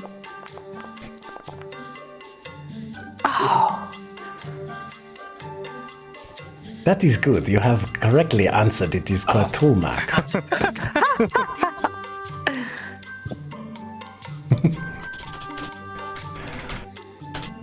If I was to ask you 12 questions, you would already have answered more than half of them correctly, but I have decided to change the rules of the game. Now you must get all of them right except for one. We're gonna get all of them right except for one from now on, or just no, you right have already gotten one wrong. That is the only wrong question you may have. Okay. Oh, God. Pray I do not change the rules any further.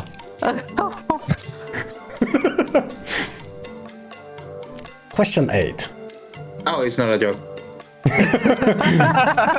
It is all a great joke, my friend. A divine joke.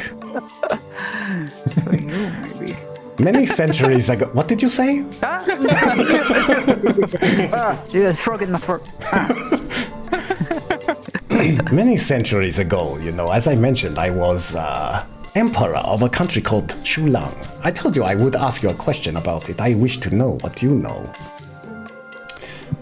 My people were a little opinionated and fussy. As I mentioned, you know, they were revolting. They were unhappy about some things that I did, especially when I sacrificed that concubine. But I needed the blood, you see, to make me immortal. Yes, it was funny. At least it has come to seem quite funny to me. Anyway, my people were revolting, and so I had to get out of there, and I left that whole continent and traveled west into Faerun. But I am curious if you have heard of my homeland, and if you know which continent it is on. So my question is, on which continent is the country of Shulang located? Is it A. Mazdaga, B. Karatur, C. Zakhara, or D. Katashaka? I think And if we Tokra get it whispers to wrong, the we're in party. trouble. Tokra whispers to the party. He said it earlier. He said he was Shulang of Karator. When he was introducing himself. Oh, good kicker. Good. Right? Nice. Good work. Thank God for the dumbest guy here. So, anyone from a different continent, a sailor, a pirate, anyone proficiency with cartographer's tools? That's That'd be me. Teddy. Ooh. You can have advantage if you answer. Yeah, we'll go Karatua, please. All right. History check. I just clicked cartographer's tools. That is fine. Yeah. You have answered correctly. It is Karatur. How did you know? I'm just kidding. I know I let it slip before. I wanted to see if you were listening. I'm just kidding. I did not actually realize that I let it slip. I might have to change the module.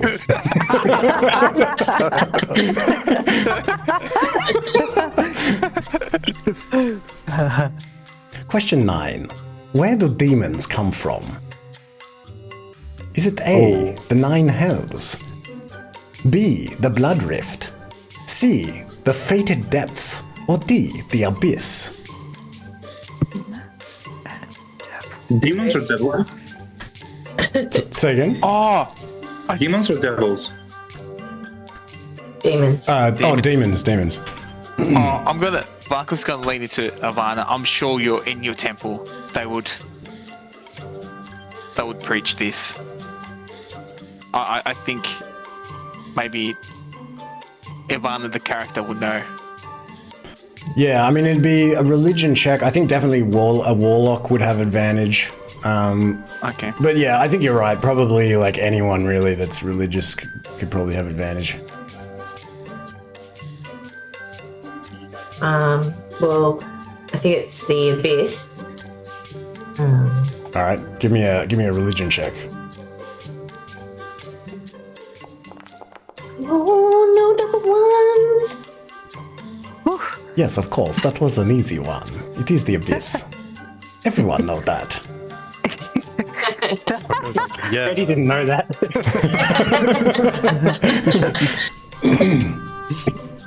Question 10. This lovely building in which I hold court was once a temple dedicated to Ottar, the first frost giant. It was part of the frost giant empire of Jotun, and it dates back nearly 30,000 years to an ancient kingdom of giants known by some as the Colossal Kingdom. My question is, what was the proper name of that kingdom? Was it A. Astoria, B. Jotunheim, C. Utgard, or D. Teril? Okay, Toril is not because that's the planet.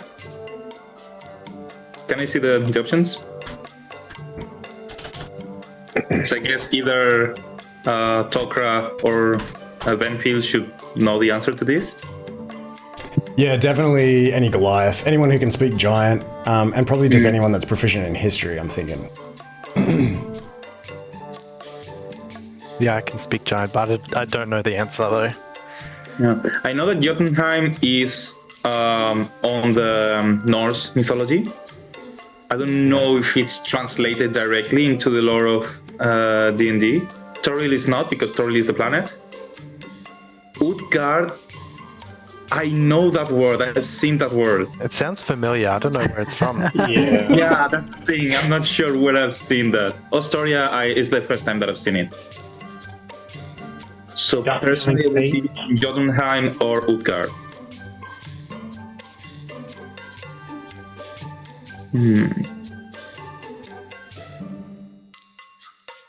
So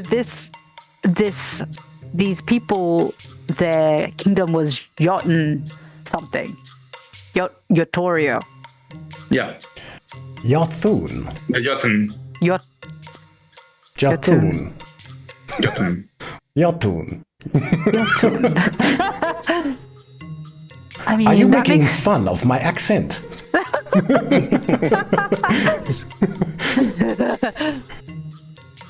I guess it makes me lean towards B, but yeah, sorry. Does a creature know if you cast detect thoughts on it?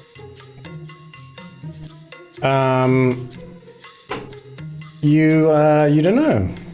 I think it's probably a bit too risky. Bit too risky. He has a powerful edge. Yeah, he might know.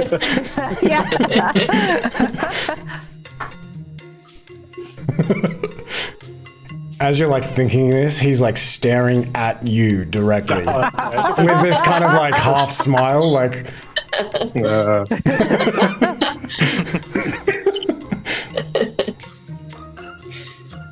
Yeah, I think we will go with Jotunheim, right? Yeah, I have no idea. Yeah, it'd be a guess for me. 50-50. Yeah. Yeah. Yeah, I'm gonna assume that it's directly translated. So who's answering this? History check with advantage. Yeah, either Tokra or Benfield. What's your history modifier? It's got a -1. Don't tell me We're it's saying- Wait, can we have a look around the hall first? If there's any Ooh. signs like Well, like it's inscribed somewhere. Like. Well, there's giant steps. There was giant Yeah. steps. Welcome to Jatun. Enjoy your stay.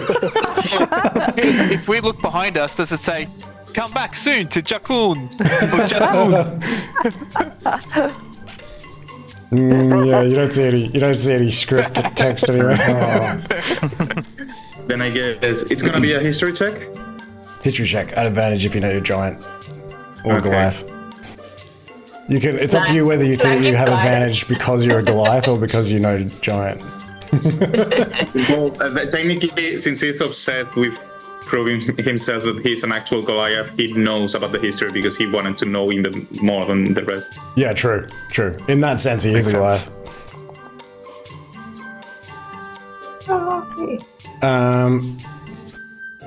You have got this question wrong, my friends. No! The correct answer was Astoria. No. But that is okay. I told you I would give you one bonus question like you asked. But that is your bonus question. What's Venfield doing? Huh? What's Venfield doing? No, just like looking at the ground, like very frustrated, like how? It's like an ancient kingdom, so it's possible you could have forgotten, I suppose. Yeah. Okay, 2 more questions. Question 11. This temple was buried in rock and ice from an avalanche that was caused when a floating city called Yithrin fell from the sky and crashed into the Reghead Glacier. I think probably around the year -343 DR. Do you remember that? The building survived because of its magic-infused stonework. But anyway, what was the name of the people who built the floating city of Yithrin? They were a human magocracy famous for their floating cities. Was it A, the Eladrin, B, the Imaskari, C, the Chandathans, or D, the Netherese?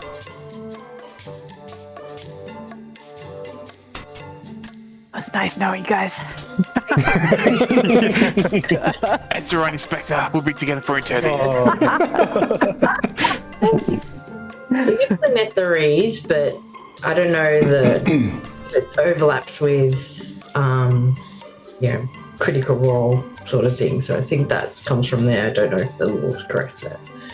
But yeah. That's what I... I have no idea, so I'm just happy to go with if anyone has any clue. Yeah, Netherese sounds good. Alright, I think wizards and anyone proficient in Arcana and probably history can have advantage on this one. I'm proficient in history. Alright, you can roll with advantage. And which one are you going with? The Netherese. Let's All right. see. Unless anyone else has a... No idea.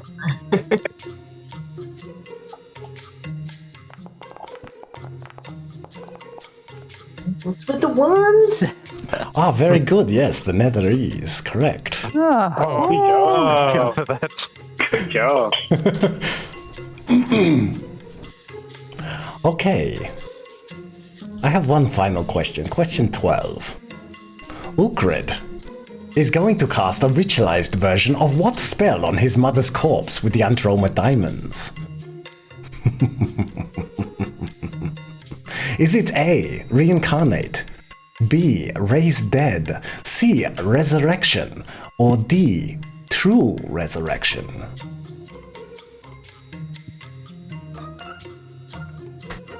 Well, it's one of the resurrections, that's for sure. True resurrection. Would Teddy know anything about the components of resurrection versus true resurrection? Give me an Arcana check. Sure. Because that's what the diamonds are.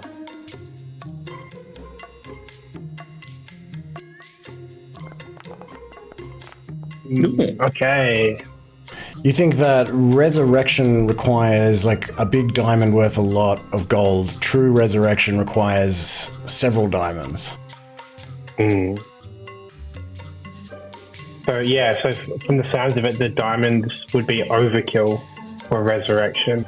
That would make sense for true resurrection. is one way to. Sounds more powerful too. True resurrection rather than resurrection. Yeah. I don't take him for the kind of guy that would stop at resurrection. You know? He's the all or nothing kind of guy. Would Inspector Wumbo be able to remember Yuug's exact wording when he mentioned it? He didn't. You don't think he said the name of the spell? You think he said a resurrection spell, I think maybe, but you don't know if that means. Yeah, you're not sure, thinking about it, whether that means resurrection or true resurrection or really either of the other two. Okay. Would true resurrection? Don't you need the body? They had He's got the body. coffin or Coffin. something. Yeah. Okay. Yeah, Ulkred is like carrying around a coffin that you now know has his mother's corpse in it. Okay. would I want Carving to it know around. the time frame. So like I think there's a limited like time frame on some of them. So like the like true resurrection is like a crazy high spell that and then I think resurrection there's like a number of days that it can It's valid for. yeah that it's valid can only cast it. I might be just Place reading. one. Yeah. Yeah, give me a religion check.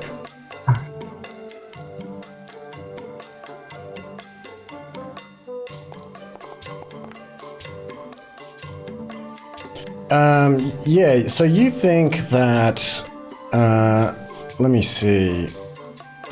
So true resurrection is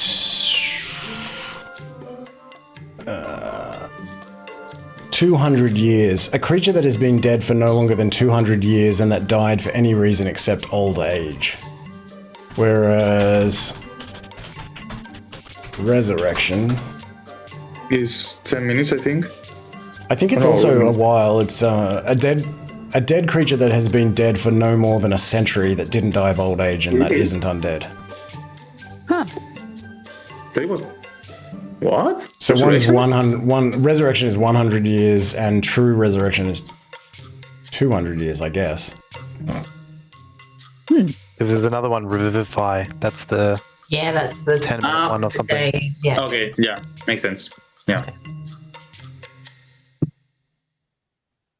Okay, do you reckon true resurrection?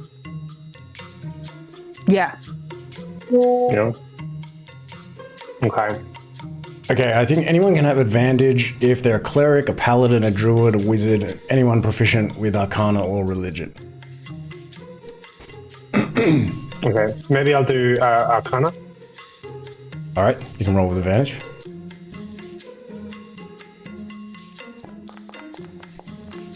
Hey! Hey! And you're saying true resurrection? Yeah. You cackles long and Oh loud, no. echoes throughout the chamber. Wrong.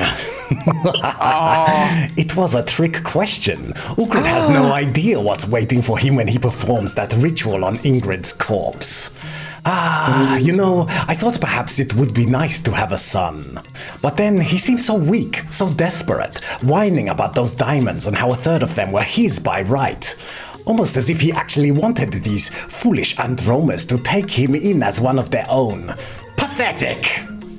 It was just too tempting, and he never suspected I might teach him something really interesting. So, maybe that boy's going to have a brand new mother, far more exciting than the old one, I should think. Perhaps it really would be fun if you went to see him. I would hate for you to miss it.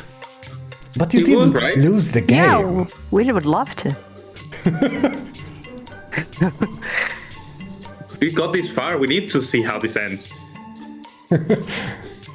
He kind of strokes his long moustache and beard. We're right. Perhaps I could give you another chance, if you really want me to tell you where Ulkred is. Perhaps I have a task for you to do. Yes, I will give you a second chance.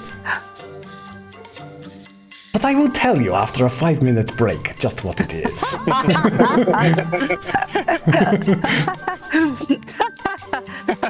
Tea and coffee is on the bench over there.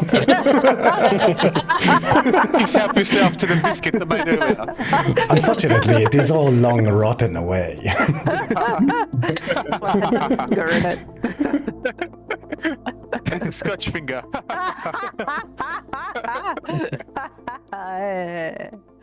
Okay. Good stuff. So, Yuug continues. He says, you know, beneath the main chamber of this temple, there are additional rooms that were constructed by the Frost Giant Lords of Jotun and Dostoria for the purpose of housing priests. The area was blocked off for thousands of years by a massive stone which had evidently been dislodged from the bell tower roof and tumbled down the stairs to become stuck where they lead to the lower level. When I moved in, I had my skeletons remove the stone and carve my throne from it. It was no easy feat considering the magic imbued in the stonework. I suspect that in doing so, I allowed someone or something to gain access from below. Baubles and knickknacks have been going missing since I had the stone removed, and for a long time I attributed this to my own absent-mindedness. But recently, however, something much more important has gone missing. My magnum opus, a beautiful dress. And I fear that I will never be able to match the dress's quality. And my great work, the court, is diminished without it. I would never have misplaced this dress, so it must have been stolen. And I desperately wish for it to be returned to me. Oh wait, so you make the clothes? Yes. All of these but are... you just made the people, bones, things. You could say I have made this entire court. It is my court, the dead king's court.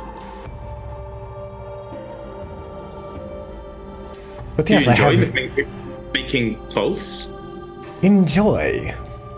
It is an interesting word, an interesting question. I am not sure I can remember even what that is. But at least I seek to be entertained in some way. So yes, I suppose I enjoy. Perhaps I suffer, I am not sure. Pleasure and pain, you know, as I say, they are one and the same.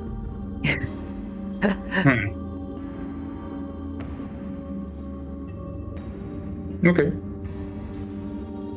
So if we get rid of this guy and we bring you the dress, you let us sleep? Yes.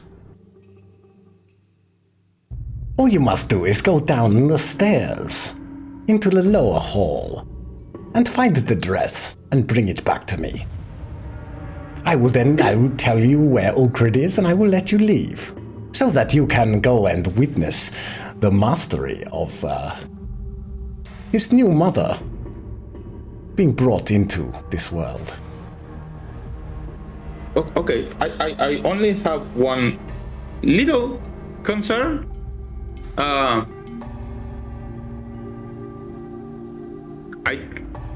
don't know how to say this, but considering that previously it was 12 questions and we only needed half of them, and suddenly you decided to change the rules.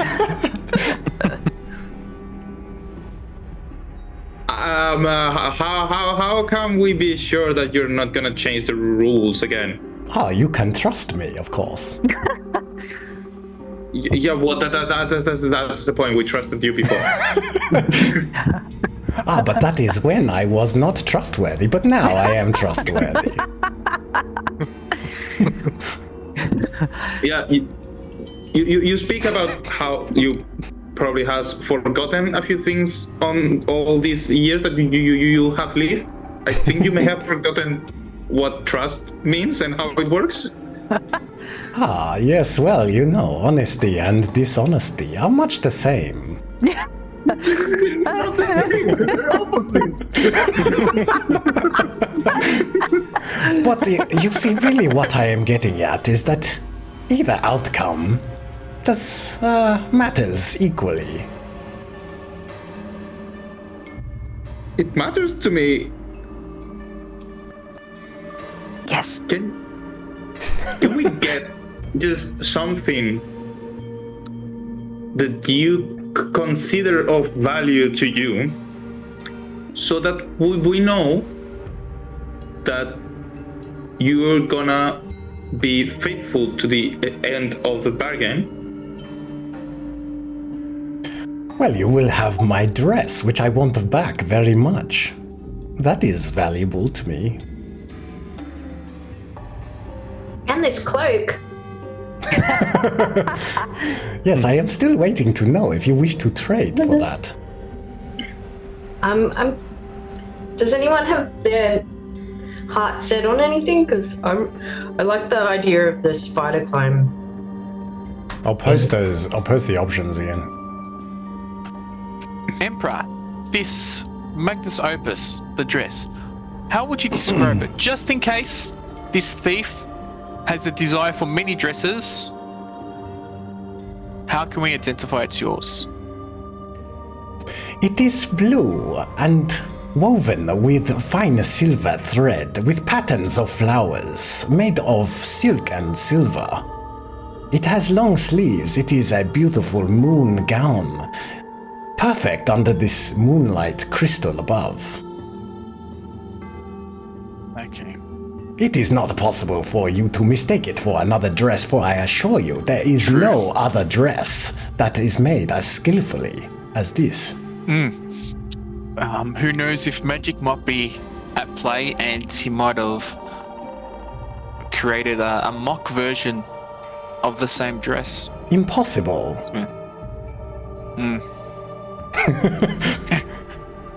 Final. You question? there. Ah, yes. Seeing how you are so big and powerful,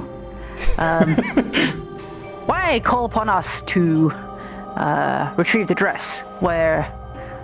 Could you not get it yourself? I suppose that I could look for the dress myself, or even send my skeletons. But why would I do that when I have friends who can find it for me? And anyway, I do not want to get my skeletons dirty. Ah, yes, of course. No one wants to get their skeletons dirty. No, indeed. I'm glad you understand. Perhaps you have some skeletons of your own. Mm-hmm. Maybe in your closet. Deep in the closet. Do you try your own creations? I have made these clothes that I wear myself. Some of my creations I cannot fit. I would not try them, they would break. But yes, of course, some of them. How does one... Oh, go ahead. No, please. I was just curious how one goes about getting tailored by using your services. You wish for me to make you something? Only if you also find... You said you yourself find it entertaining. Perhaps you don't have many skeletons of my size. He kind of like looks you up and down. I have a few. I would be willing to make you something to wear if you would give me that cloak of many fashions. I will throw in some kind of costume for you as well. Ooh. For Ned too. Matching. Like a doll's clothing. Yes, I can do this. It might take me some time, though. You may have to wait around. It depends on how long it takes you to find my dress. Well, I'm happy to wait. What sort of fabric would you like me to use? Oh, that's a good question. Silk sounded fantastic, thank you. I do have some silk. Breathable silk is nice and... I have a variety of silks, yes. I will use a delicate, breathable silk if I have one. Oh, I'll take your word for it. You are the expert here, so whatever you think's best. Yes, you know, I send my skeletons out sometimes to go and recruit. And bring me new, fresh fabrics. And I have just recently acquired some new silks, which I think would fit you perfectly. Oh, well, I look forward to it. But first, you must one bring more me the question, dress. if that's okay. Yes, of course. You said earlier that you had heard of some of us, and I was just wondering if it was Teddy Broomstick was one of those people that you had heard of. I have merely heard of a high elf woman and a gnome warlock, and also a dark elf bard.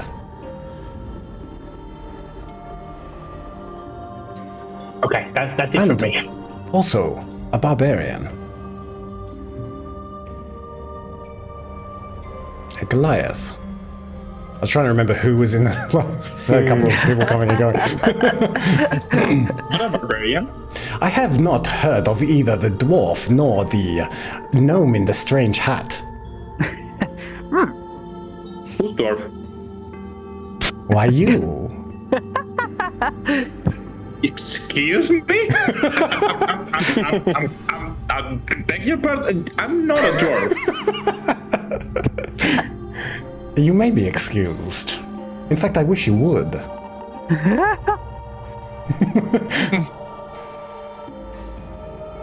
Dwarf Goliath. Same. It's not the same. It is I true am a now that you proud mention Goliath. it. Tall I'm a and proud short. Goliath of the tribe of Kalagnefi. One and the same. And I deserve respect. I am the only one here who deserves respect. It is that you are in my court, after all. Then you deserve respect to this court and not lie. I am a Goliath.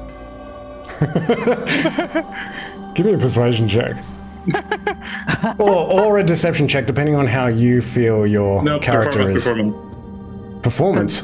Persuasion. No, sorry, what? Persuasion. Yeah, because I mean, you feel that you're. Yeah. Yeah.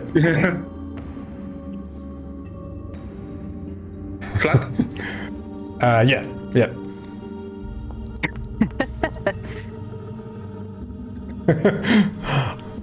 Goliath, is it?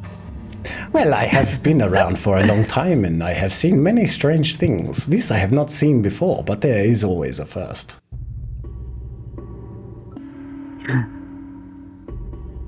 Indeed, there is always a first. I am just special. But what I lack in stature, I compensate in might. Yes, I can see that. Well, I might see that. We shall see what you are able to do with this stress. Otherwise, this may be also the last time that I see such a short Goliath. But you know, the first time and the last time, much the same.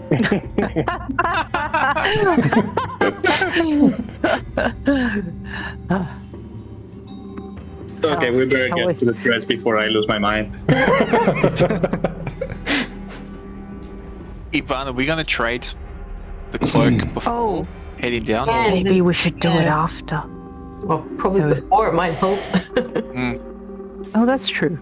That's true.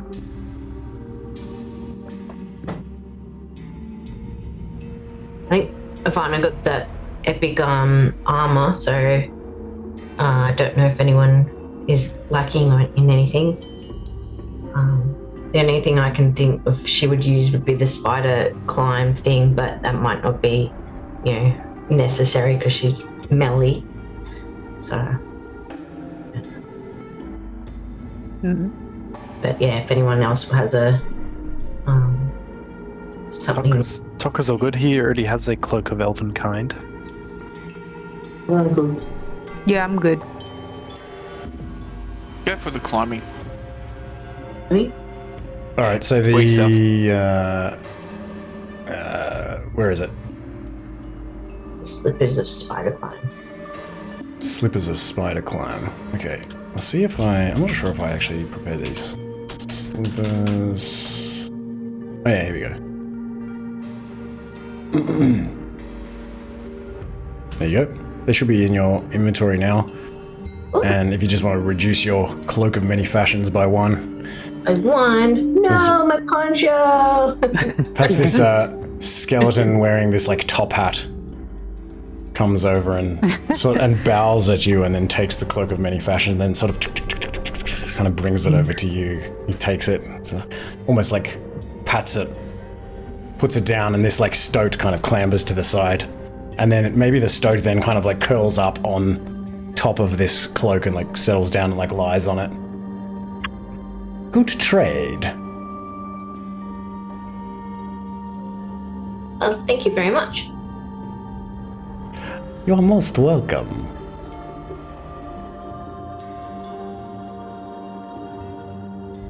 Shall we go? Let's do it. Go downstairs. All right. So these skeletons sort of part to leave this like channel between them, and you can like walk between them, and follow this channel back to where you came from, into this massive chamber, this landing where these stairs are, and you can descend into the stairwell We down sprint below. upstairs and run for our lives. I was thinking about it, honestly. There are skeletons standing at the top of the stairs as well. It would probably be a good idea to get the information if he follows up with the end of his end of the bargain. He's supposed to tell us where the necromancer is. So Yeah, we're gonna do this. All right. So you descend into the lower hall.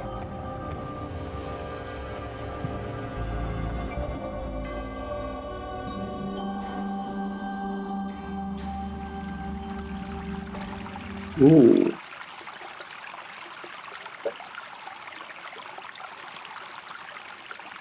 Fuck. And let me see.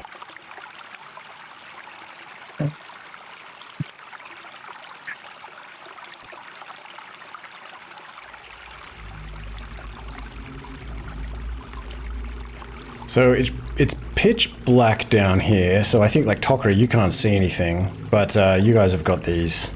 Mm-hmm. So who's shedding light? Wumbo. Didn't Tokra had like a sword that glow in the dark? Oh, I've taken that now. Almost got it. Yeah. Oh, yes. I can also give it to cast light again. You want to cast light on Tokra's maul? Yeah, if he wants it on his maul. All right. Please. And was there another source of light? I thought there was for some reason. Vakos had can light that, up. right? Oh yeah. Oh, yeah. I guess that was they would have. cantrip, Yeah. but I won't be using that. I can light a torch if we need it. Light think- should be sufficient. It's pretty strong. Yeah, light and the sword give you a pretty good view of this room. This basically the average frost giant is over 3.5 times larger than a tall human. So everything down here is like scaled up accordingly. And so you just see this massive hall constructed of, just enormous plain grey stones. And The stonework's pretty uneven. It looks very old. And you can see junk lying around here and there. Beaten copper plates and cups. It's probably like mostly all you see. Maybe you see like a big dish. Maybe a sort of partly corroded like bucket, but it's just enormous, like 3.5 times the size of a regular bucket. And you can hear this sound of rushing water. And there's like a groaning wind blowing through here from the south to the northwest. And you look over to the west and you can see that there is this basically what looks like a small river that is just like flowing through this enormous room that you're in.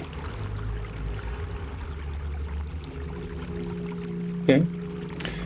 And so this is the spiral staircase behind you. And yeah, in this room there are just these like what look like massive granite like marquees or something, but they're pretty obviously like tables. They're like 10 feet high, and there's like benches as well. They're like 6 feet high. And on either side of the room are these enormous archways lining the walls, where it looks like there were once probably wooden doors, maybe. If so, they've long rotted away. There's just these big doors on either side. And the entire structure is slightly slanted. Teddy, you notice this immediately. And it's slanted from the southeast to the northwest a little bit, and that it kind of explains why this like water is like running through this lower hall. And it's cold down here, cold and damp. And dark. You don't see much of anything. You don't see anything moving around or anything like that. What do you do? Feel free to move your tokens around as you like. Start looking. Teddy's going to use Fiendish Vigor, first of all, just to get some more health.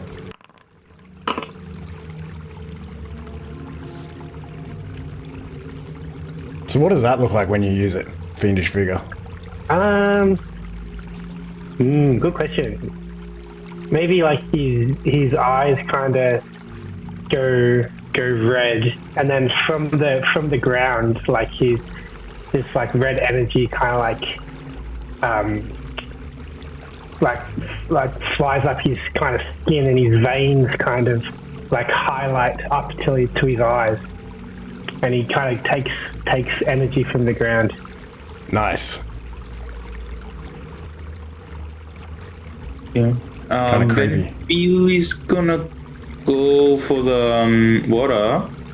Alright. And he's gonna use his brewer supplies to detect poison.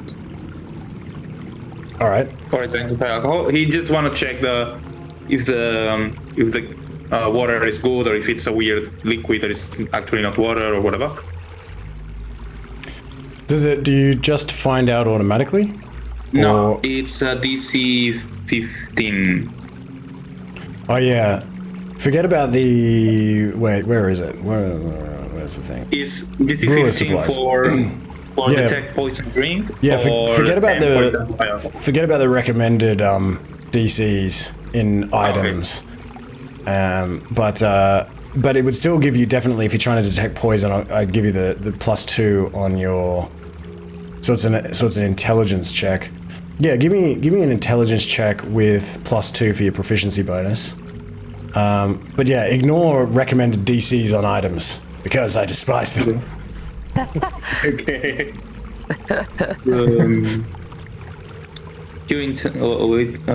So I'm gonna just throw D20 here.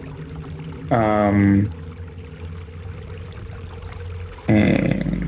how do I add the modifier here? I just put like +2 or something? Oh, you can... Are you unable to open your sheet, or... Oh, but you can otherwise do that No, if it's you just want. because I don't... That works. Oh, wait. Yeah. But what's your intelligence? -1. Oh, yeah, true. Yeah, -1, yeah. So, 12. You don't detect any poison, but you do think that this river or this rivulet or whatever it is, yeah, it seems like fresh water to you as far as you can tell, but it's just very cold. Okay. Is there anything you can really tell about it? Okay, then I'm gonna take a bit and drink. Nothing happens. Okay. Yet. Feels yeah, crystal clean. It quenches your thirst, but it's just freezing cold. It gives your brain freeze. And you think also this rivulet is 5 feet deep. You can kind of see the stonework beneath it, and it's you note that the stonework has been sort of worn away a little bit, which you find interesting because you mentioned that the stones are like infused with magic. But you know this place has also been here for like thousands of years. Yeah. So you think that for however long the water has been here for... Well, I don't know if you would have these thoughts. Yeah, no, I mean, yeah, like, is one of the proficiencies that he has is also Mason's too, so he's... Oh, nice. So yeah, you definitely would. Yeah, you think it strikes you that this water must have been here probably for a very long time if it's like eaten into these magic-infused stones. Can I grab the my big hammer and try to make a marking on the stones? Yeah, when you do that, you're unable to. The stones still seem impervious. Okay. So there's still some magic attached to it. Can I peek around this doorway to see what's in this room? Where the water is coming from? Yeah, when you approach this massive doorway, you can hear the sound of actually what sounds like a waterfall. And you can see somewhere in the distance that this rivulet seems to kind of feed into what looks like a... It's like a crack, but to you it looks like this kind of hole in the ground, like running along the like edge of the far wall in this other chamber here. You also see on the other side of this rivulet, across from you in this room, there is this massive, what looks like it's a door. It looks like a big iron door with an enormous brass doorknob, something like brass or bronze. You can also see, all of you lining the walls, that there are these big like iron sconces where like probably log-sized torches were once clasped, but they're empty now and out of reach. You don't see anything else in this room, Wumbo, from where you're standing. Ned might just fly just to the front of it. Just hover over. As you do that, you hear this like sound, and you see what looks like a small kobold dressed in furs, like kind of run into the darkness and like run behind this big stone, huge stone slab. It looks very similar to the stone block behind Yuug's throne. Are you looking through Ned's eyes? Yeah. Undead kobold or just a kobold? It looks like just a kobold to you. And this big like stone slab or whatever, you actually think that it is probably a massive altar. You know that there were like frost giant priests down here, and so you think that's what it is, just this enormous altar. And so you fly around here and you see this little kobold dressed in furs with like mottled blue-green scales sort of skitter away and just cry and like run away behind this big altar. Okay. Well, Teddy will just say we're not alone, but we're nothing's threatening you just yet. Tokra's sized up this river, and he knows he can jump that far, so he gets a running jump. and just sprints at the river and jumps across. He can jump 5 meters? According to his character sheet, he's got 18 feet of long jump with a 10-foot run-up, and 18 Where did feet, you see that? 5.5 meters. Because the other day I was trying to see what was my jumping distance and I couldn't find it. I put it in your character biography. sheet. In the Second from the biography bottom. tab. So the only thing about this is that I would tend to because we're using meters. So, but I guess 18. Yeah, I guess it should be fine. I did the measuring tool. That's like 6 meters? 5 Yeah. meters. 5 meters. I think that when I did this, I think I rounded it because for some reason I rounded it because of the way that my kind of funky metric system works. I think when it came to these jump distances, it was like starting to get a little bit ridiculous. Like it was too far or it was too short or something like that. So I rounded it down to 4 meters. So I think you can only jump 4 meters. I might have to kind of correct this because it's kind of misleading. Okay. But yeah, go with the Adrian's metric meters rounded up. Oh, rounded up, I said rounded down. Because like, what's that? 18 divided by 5 would be 3.6. So yeah, so it's 4 meters. Okay. We just can't jump the whole distance then. You can still try it. He's still going to try it.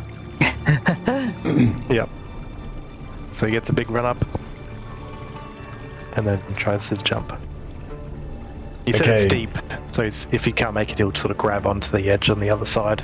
It's only 5 feet deep. Oh, okay. But it's freezing cold. Yeah. Is it less than negative 21 Fahrenheit or whatever it is for my ring? No, actually, I don't even really think... Would this be as cold as the one... Yeah, actually, it probably would be. But no. Actually, you're okay. If you kind of put your finger in it, you think you're okay. Okay.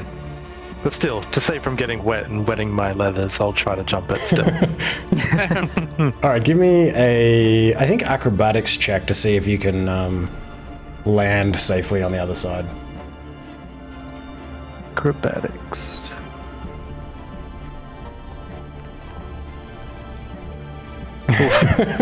I think you slip over when you like get to there. You slip over and you fall prone like into the water.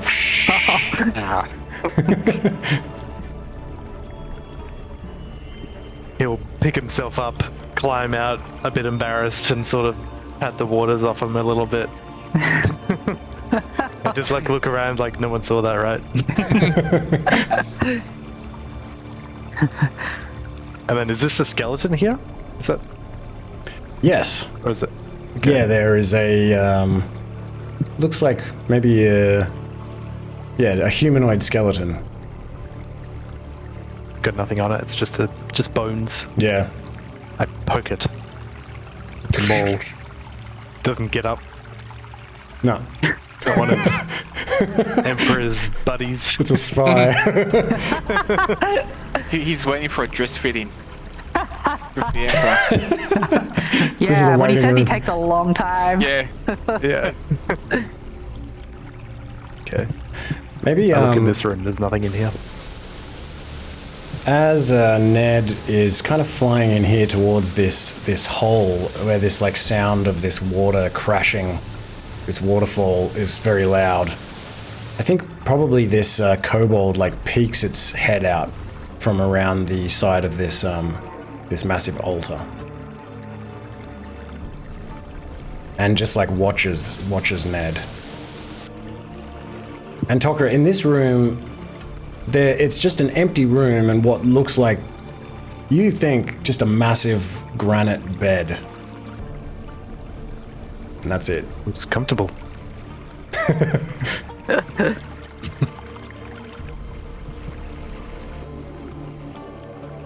Did Nettie call out something before about the kobold, or do you keep that to yourself? Oh, you're muted. Oh, sorry. I was saying that the there was a kobold. It's not threatening, and we're not alone. And then also, I didn't realize I was muted. I said that Ned's going to go invisible once now that he knows he's been seen. Okay. In that case, does the kobold react to the invisibility? I think this kobold will begin to emerge and kind of creeps forward, sort of looking around. Okay. Kobold Ned's is- going to try and work out like what is this kobold's intentions here? Does it look like it has some kind of purpose at the moment? The kobold is probably about 2 feet tall, smaller than any kobold that most kobolds that you've seen. It's got mottled blue-green scales and it's dressed in these thick furs. It's got a hood over its head and it's walking with this wooden quarterstaff. And it's holding what looks like an old leather-bound book. And it comes creeping out and it's sort of looking around, but it seems convinced that Ned is... It doesn't seem to think Ned is here anymore. It doesn't pay any heed to Ned. And it sort of creeps over to here and it peers around this corner again. Maybe in the direction of Tokra. And you can see that there is like a very small kind of spot where the ground is dry here. Because of the way that the building is slanted, it's kind of like most of the water is on this side, pooling on this side. And the kobold begins to sort of tiptoe this way a little bit to peek out the other way, and it sort of pokes its head out and you watch it from behind as it like sees Inspector Wumbo and just lets out another like and kind of like ducks back behind this wall again. And I saw it. Hey guys. Hey. Hello. We're not gonna hurt you. As long as you're on our side. Who is it? I'm on your side. I mean, you should be on my side. We're a party of adventurers. Adventurers? Yes. And we're here to recover a dress. Who might you be? the kobold like pokes his head out again. He's like, I'm an adventurer as well. A very powerful wizard, in fact. Oh. Where did you come from? Did you come from upstairs, where the skeletons are? Yes, that's right. We made it past the skeletons. Hold on. he kind of like tiptoes along this like dry bit of the wall. Excuse me. How, like, he looks kind of small. Yeah, he's tiny. He's like 2 feet tall, smaller than most kobolds. Scared of you. He's like, How did you defeat the skeletons? Even with all of my magical powers, I decided it would be better not to take them on.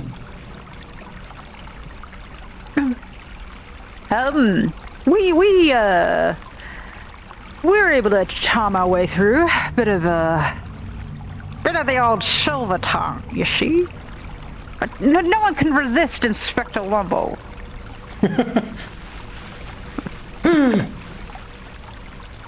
Shneebus is also irresistible. Shneebus, is it? When I want to be. Yes, Shneebus. Shneebus is my name. Shneebus the Great, the most powerful wizard in all of Tyrell. Probably. How'd you find yourself down in this basement? I came through the great. caves. That way. He like points back into this room, back to where Ned was, back to where the water disappears out the hole, and you can hear the sound of the waterfall. Have you, from that a ways, have you seen anyone with a moon-like dress? No. But I've heard someone crying about a dress. But it's not that way. It's that way. He like points over towards the stairs. But I wouldn't go that way. There's a ghost. Yeah, about that. While they were getting closer. Sorry, just before we go on, if you're gonna like move significantly away from the party, just let me know because I won't be able to see where you're going because I'm like not paying attention. Yeah. It's because it was already there when everything started. Okay, sweet. That's all right. I should have mentioned something. I stopped moving because I realized that it could be a problem. Yeah, as you come over here, as you reach this giant doorway, this doorway also is this big like iron doorway, and it is open. It's like ajar. And as you come over to here, you hear the sound of what sounds like a small girl crying, kind of echoing out from this room. Okay. But she doesn't scream or anything?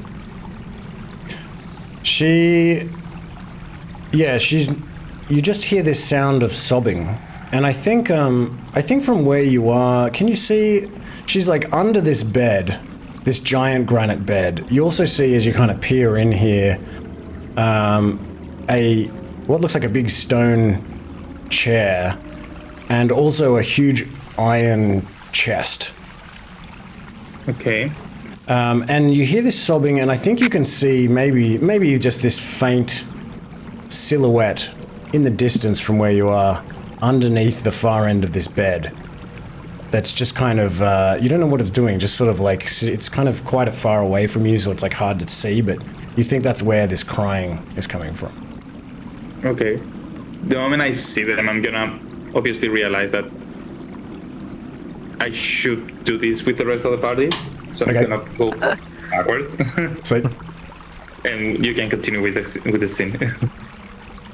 Do you say anything when you return though? No, because I don't want to create any situation where I'm alone.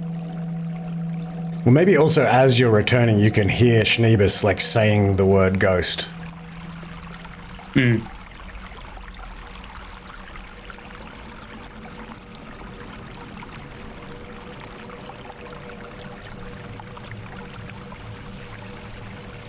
Yeah, I'm gonna wait a bit before I reach the party. Okay. Yeah, don't go that way. There's a scary ghost. I mean, it would probably scare you. Shneebus is not afraid. Do we think the ghost knows about the dress you said? I think so. I think I heard her crying about a dress. Maybe we should go ask. And Tokra just jumps in the pool, gives himself a bit of a wash. Sounds like a menacing ghost there. Guys, I found something. I don't know what, but it's crying. You sound like you've seen a ghost. Is that a joke? Are we making jokes now?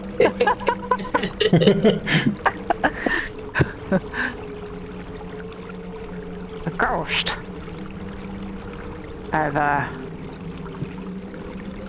I'm curious to see one. Wait. Where are you going? Don't go that way. We'll go to the ghost. You said you should lead the way. You could help us deal with it. Yeah. Great wizard. Off downstairs. Yeah. Please. Sometimes I kind of vary in my greatness. Today's a bit of an off day.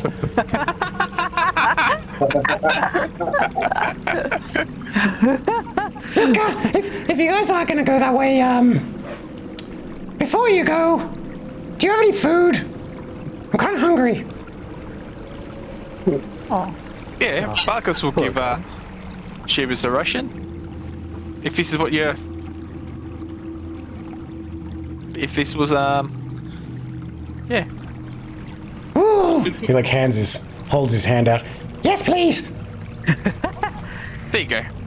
All great wizards need to be, they need to fuel the machine. Thank you. I've been here for several days. Are you I didn't- trying to... Sorry, Shneebus, I'm Vakos. What were you looking for down here? I didn't quite catch. Well, I didn't really mean to come in here. I was looking for some treasure, because I'm an adventurer. Ah, yes. Treasure. Yeah, and I heard about an ogre cave full of treasure in the mountains. And I thought, if I sneak in there, they would probably have some magical items. And I could use one of those to really become powerful. I mean, to become even more powerful. Treasures are usually stored in chests, right? They weren't this time. They were just lying around. Oh. so you found something. Yeah, I found this. Like pulls out this small figurine from one of his pockets in his fur cloak. It's like a figurine of a small bird, a raven. I think it's magical. It looks magical. Hey, Ivana, what do you think of this? That's mine. He like puts it behind his back. I think Ned's probably the one for that. Don't know much about figurines. Ned, what do you reckon? No, it looks magical to me.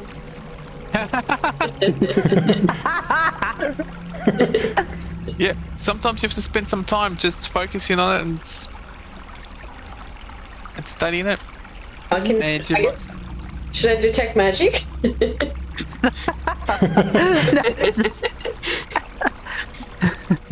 Yeah, the wizard told me about focusing on things, on magic things. I tried to focus on it, but I was struggling.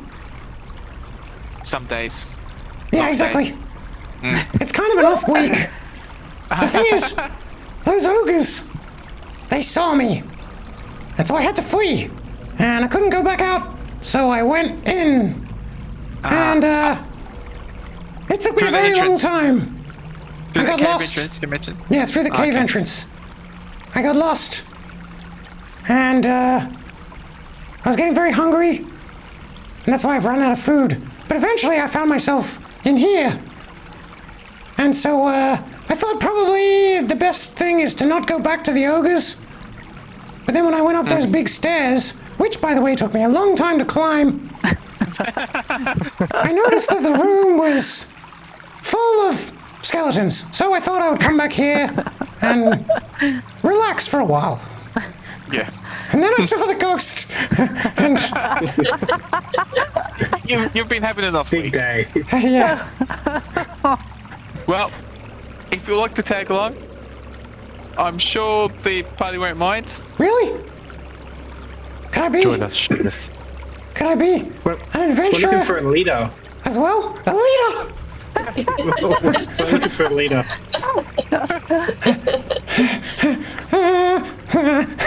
I don't know if I'm really a leader. I'm not sure I can really handle that.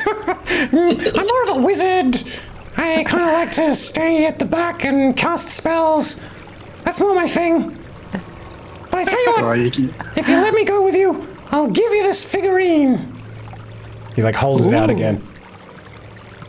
Sounds good. Ooh, You can stick with me. I like hanging out at the back as well. So Oh, you're welcome to hang out with me. nice to meet you.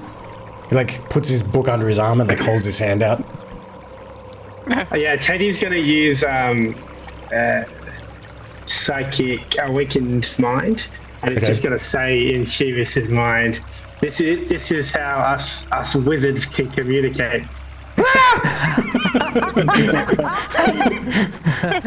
I mean, hello, fellow wizard. Did he just say that out loud?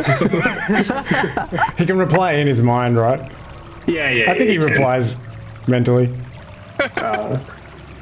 So if you ever need to tell me something discreetly, actually, this goes for everybody.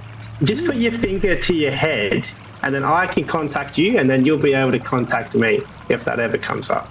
Because I've got to instigate it, but once we've got the connection, we can go back and forth. So if you need to say something, just give me one of these.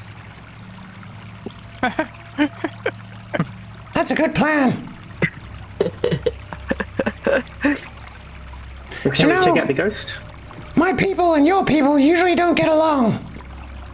But I've left that all behind. Oh, I'm give me smarter 1 than second. the average kobold. Really smarter than the average anybody. Insight check.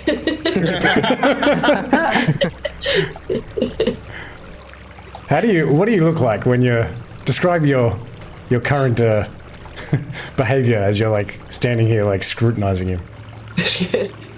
She looks very skeptical. Okay, give me an insight check. Whoa! Wow. You think from the expression on his face that he desperately wants to believe what he's saying. We must protect Shneebus at all costs. He's an innocent.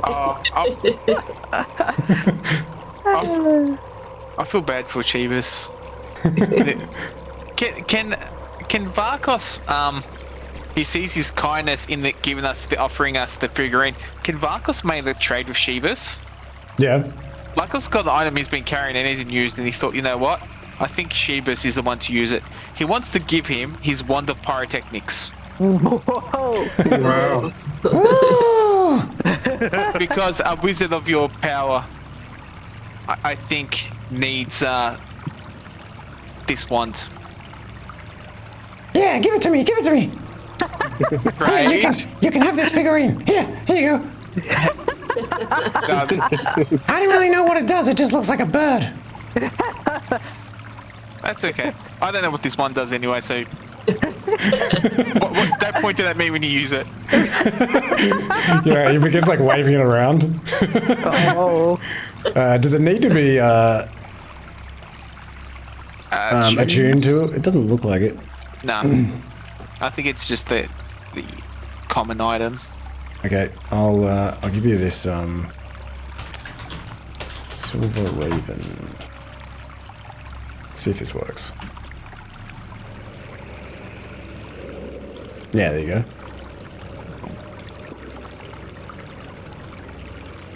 And I don't think it needs to be attuned to either, but I'll say that with your understanding of magic, like as you take hold of this, you can kind of get a sense of how it'll work. I don't think I'll require you to like, identify it and spend a long rest doing this and this and that. I'll just say that you get like a sense for it as you take it, and you think that you can basically use it to summon an animal messenger. I think it just has to make a raven. I think. Maybe not. Oh yeah, while in raven form. Oh, okay, so you can turn this statue into an actual raven. And then if you want, it can send a message for you. Okay. Ned has a friend.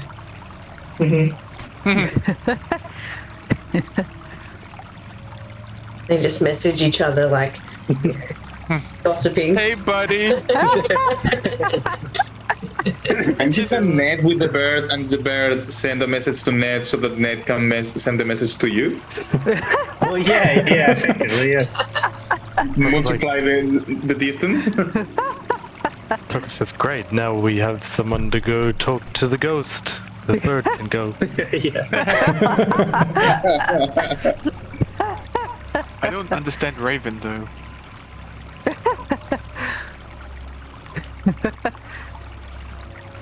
Do you use it to summon a raven?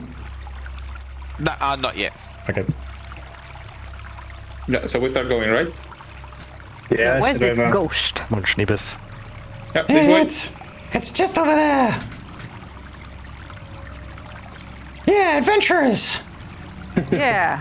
You know, I met an adventuring party once before. It was the reason I was inspired to become an... Oh, shh. She'll notice you. Okay, so I guess now is the moment to try to sneak in. Yeah, if you want to sneak in, give me a stealth check.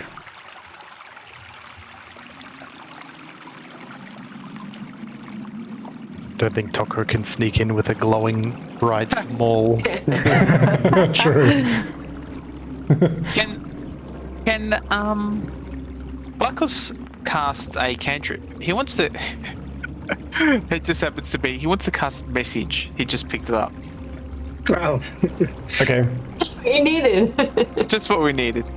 But I'm sure it's within 120 feet though. Yeah, I think at this point, maybe even the crying will stop. And I think that this ghost will sort of look over her shoulder and rise and begin to float through the air some way towards you. She floats under this huge bed. And Shneebus like backs up. He's like cowering. Is he wearing a dress? She is wearing a ghostly dress Okay. that just looks like tattered rags, Okay. just And kind Vakos- of grayish in color. It doesn't look like it fits the description of Yuug's dress. The message that Vakos wants to send is, we mean you no harm. We'll like to talk. Okay, so if you send that her way, she kind of stops. She's like, hello? Who said that? And Vakos will enter. Hello Follow there. immediately behind. Can we enter your room? She kind of backs up. Okay, We me- who are you? We're adventurers. How did We're you get down actually- here? Oh, through the central stair. Through all the skeletons upstairs, I believe. How did you find yourself down here?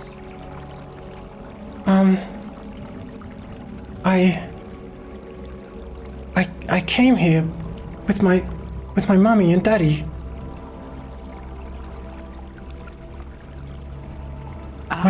My name's Otmé. Was that Sadmay or Admay? Otmé. Otmay.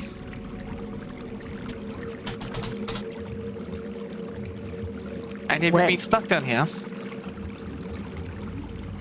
Yeah. Well, Mummy doesn't want to leave. She's a famous archaeologist. We used to live in a floating city called Yithrin. And my mummy was looking for ancient Astarian magic. And so she brought me down here to show me the library in the temple. She was excavating the temple. And Daddy came too. But they're mad with me. Whereabouts are they? Are they down here as well? In the library. They never want to leave the library.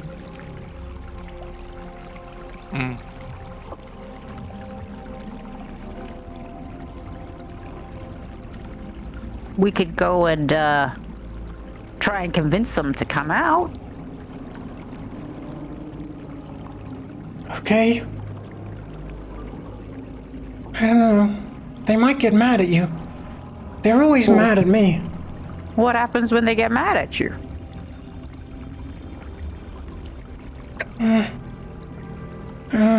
They punish me. They took my dress away. Oh. Grace. Mommy has been acting so strangely lately. So strangely. What type of dress was it? A beautiful dress. Where did you find it? Was it yours? Did you make it?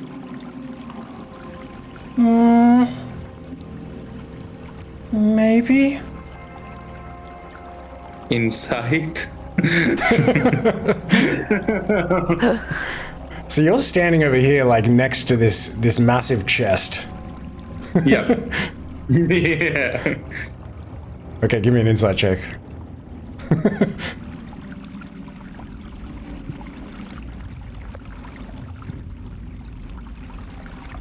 Are you leaning against this chest?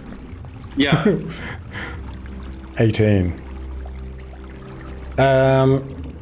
You feel like maybe she isn't, maybe there's more to what she's saying? She seems like she's being coy.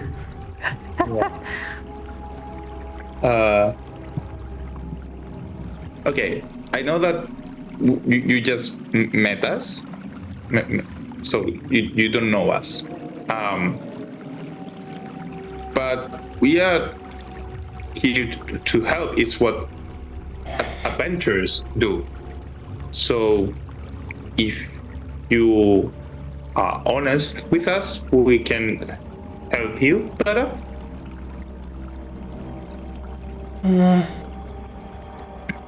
Adventurers.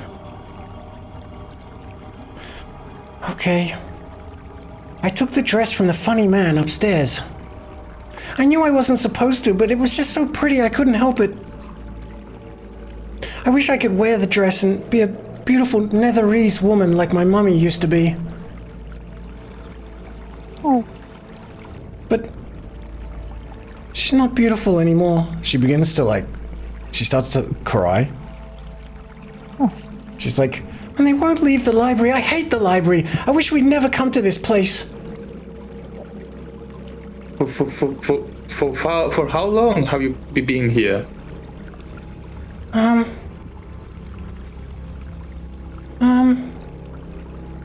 don't know. I remember the ground shaking and the big magic stone blocking the stairs. And I remember living in the dark water. So you were here before the stone was removed?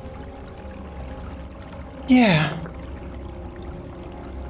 Yeah, and the building filled up with water, the dark water, before it drained. Dark water? Yeah, it was dark. I don't know. But then it went away, it went down, it went out the waterfall. Was there anything special about this dark water? No, it was just dark in here. Oh. Darker even than it is now. Than it was, until you brought this light in. And are you the only one here? My mummy and daddy are here. Still? Yeah, they're in the library. And It's he's just- just down the hall. Yeah, it's down the other end of the hall.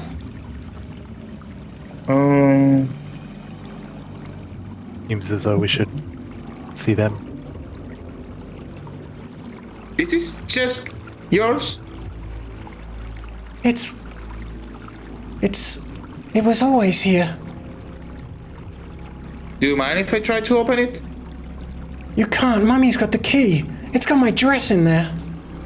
Oh. Okay. She locked it in there because she was mad with me. What did you do? I don't know. My mommy has just been acting so strangely, and Daddy. They're always mad with me. I don't remember what I did.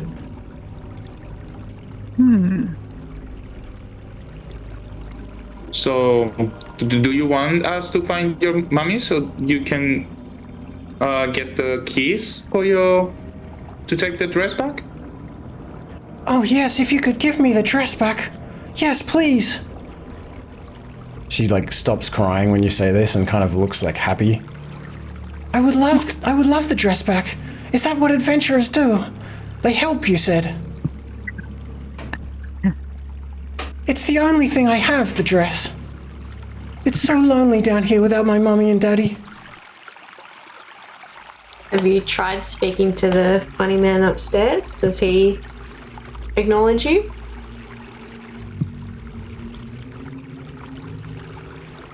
I think he saw me once. But he used me. He seems strange. Scary. He's a very good he's a very good seamstress. He would create a dress for you, one that you could actually truly enjoy. One just for yourself. One that is truly yours, not what you have found. But this is the most beautiful dress. Would it be as good as this one? I couldn't find any that were as beautiful as this one. He's very talented. I believe he made this dress. He's actually got an order for that gentleman over there. I didn't even have to pay anything. So, I'm scared. Would you ask him for me? It's his dress, so I think we should, I'm sure he would like your company, though. I'm sure he'll be flattered if you ask him to, if we ask him to make you a dress, and like Ivana said, he definitely loves to hold a conversation. How well do you know your geographical history? He does have a my history. Well, he loves a bit of trivia, so I don't know how much you are. I was gonna say he does hold the trivia night. Every night. Every night. 12 question special. It's a baker's 12 because he always throws in the 13th one. And he can't kill you. Win.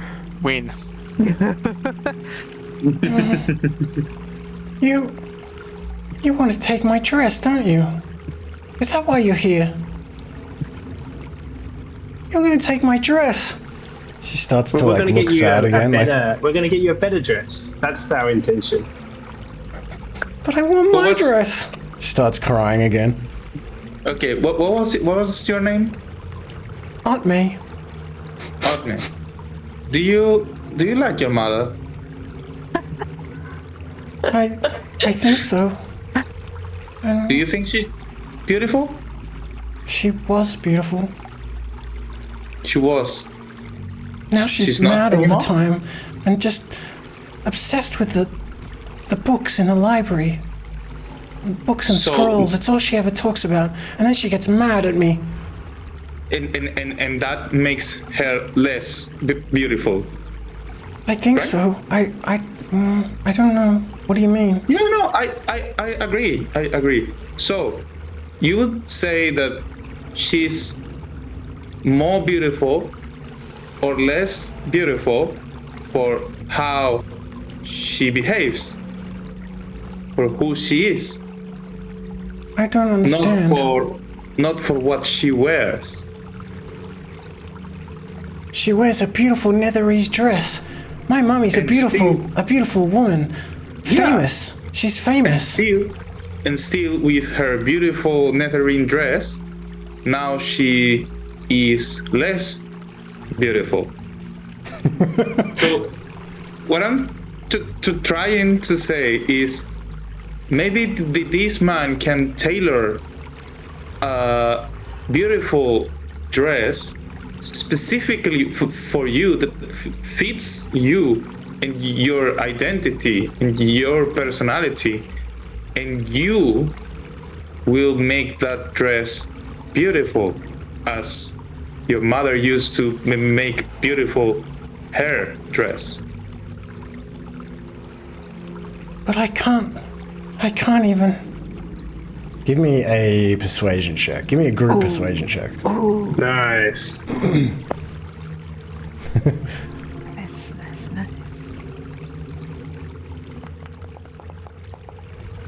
I'm gonna spend a luck point to give myself advantage. All right. We got 2 natural 20s. Oh, nice. That looks pretty good. Okay. All right. What do we got? It's a high DC.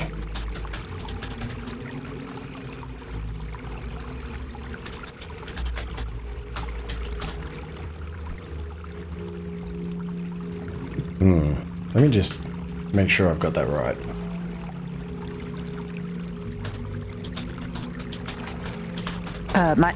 Wumbo's is 21. Oh yeah, okay. Sweet. So 17. Wait, hold on. I'm paranoid that I added the...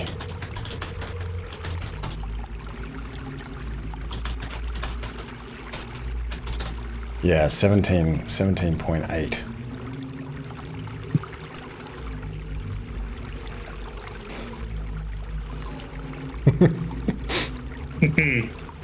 She says, "No, it's my dress. It's my dress. It's the most beautiful dress that I've ever seen. Don't take it away from me. It's the only thing that I have. Imagining how it would feel to wear the dress is all that I have. Please, please don't take it away from me." Teddy's going to mentally communicate with Vakos. I'm sick of this girl, Vakos. I'm sick of her. All she does is cry about it. My dress. Here we go again.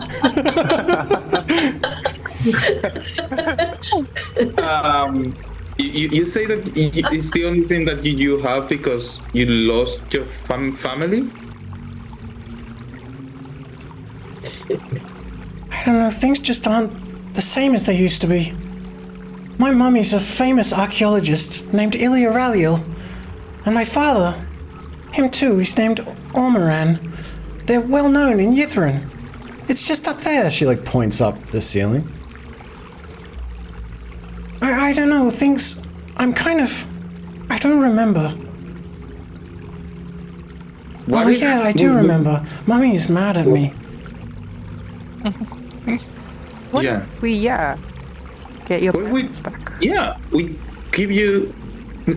try to fix the bridge between you and your parents. Would that make you happy? Yeah, of course. But I don't know if she'll speak to you. She's just so strange these days. But yeah, she has the key to the chest. Tokra says, "Key? Why do you need a key?" And he just gets his maul out and he's just going to try to run over there and just bash the lock. The chest is magical, and as you bash the lock, you're like repelled from the chest, like. Okay, It's just this bright flash of light. I see why you need key, okay. What are we waiting for? Takes a few steps away from the test.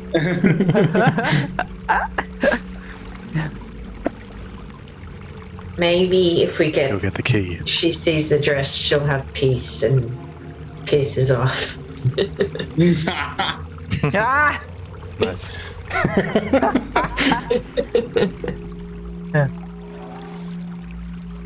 Shneebus, it was... She wasn't scary. Yeah, I know. I wasn't scared at all. I thought I would watch from here, the doorway, just in case anything crept up behind you. Ah. So Shneebus, you know where the library is? I haven't really gone down into the dark area down there.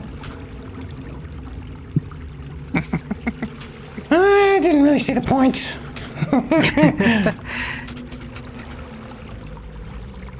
What about in these rooms as well? Yeah, all of these rooms just look like essentially like dorm rooms, you think, just with these big granite beds, and otherwise they're empty. Maybe there's like a little bit of, there's like a plate or a cup, like a giant old kind of corroded bronze plate or cup here and there, but otherwise someone didn't clean their room. Giant monks. Actually, who can I give control of Shneebus to? He's hanging with Teddy, isn't he? Yeah, I can take care of Shneebus. All right. Where is he? Whoa. Is this a library? Hold on, give me a second. Uh-huh. What am I doing? Okay. Alright, Nick, you should be able to move Shneebus now. Cool. Shneebus runs away. He kills himself. My hair is done. So, in this room, Wumbo, well, you see these big stone, they look like, they're not like the tables, they're just like big cubes from to you. Sorry, big rectangular, they kind of look similar to the altar. But no books. You didn't see any books. What about the from the other side of the river? I'm seeing what looks like a door. Yeah, Okay. over there you see another one of these massive iron doors. You also see the river flowing into another chamber down to the south. Okay, I'm gonna check real quick. What do I see?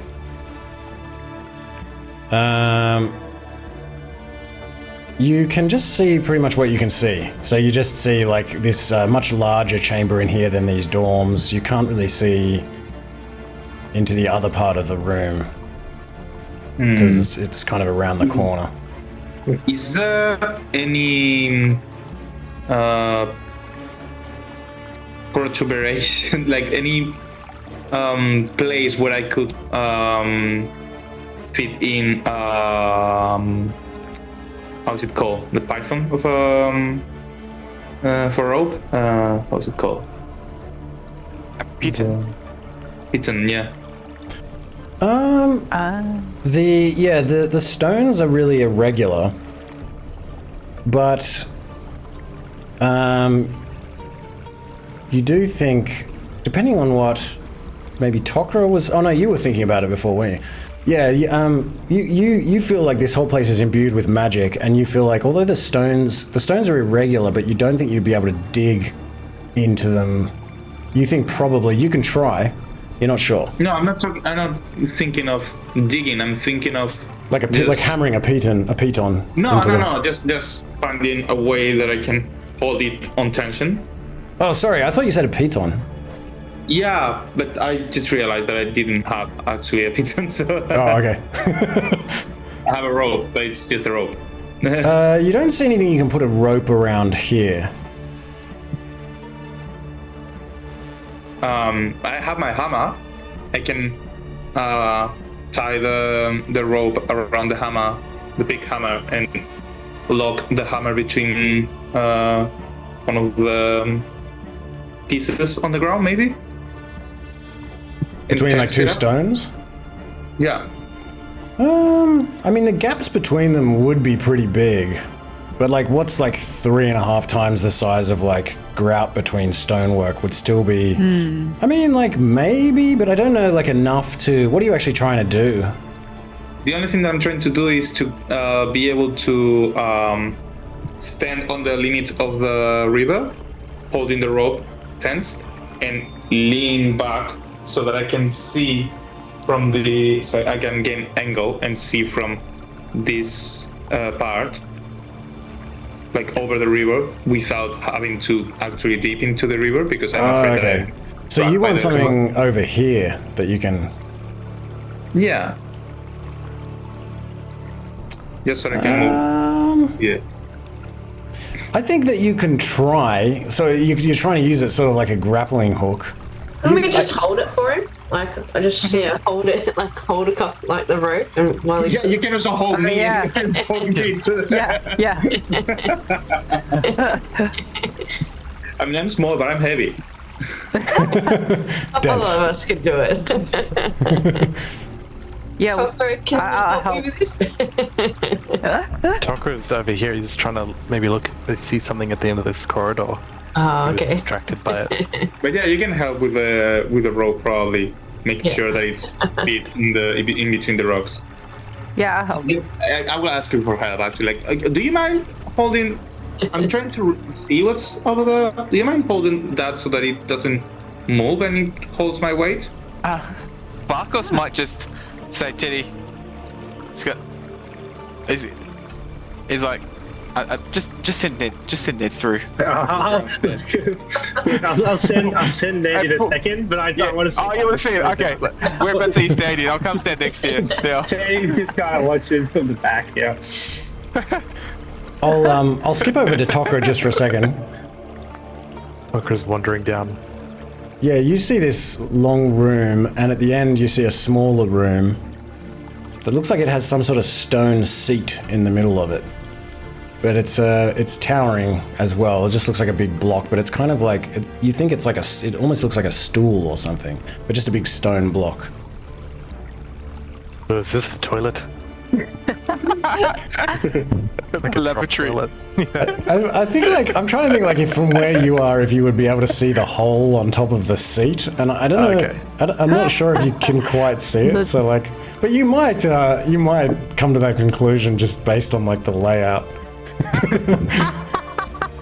Okay, let's say that's what Tokra comes to the conclusion of.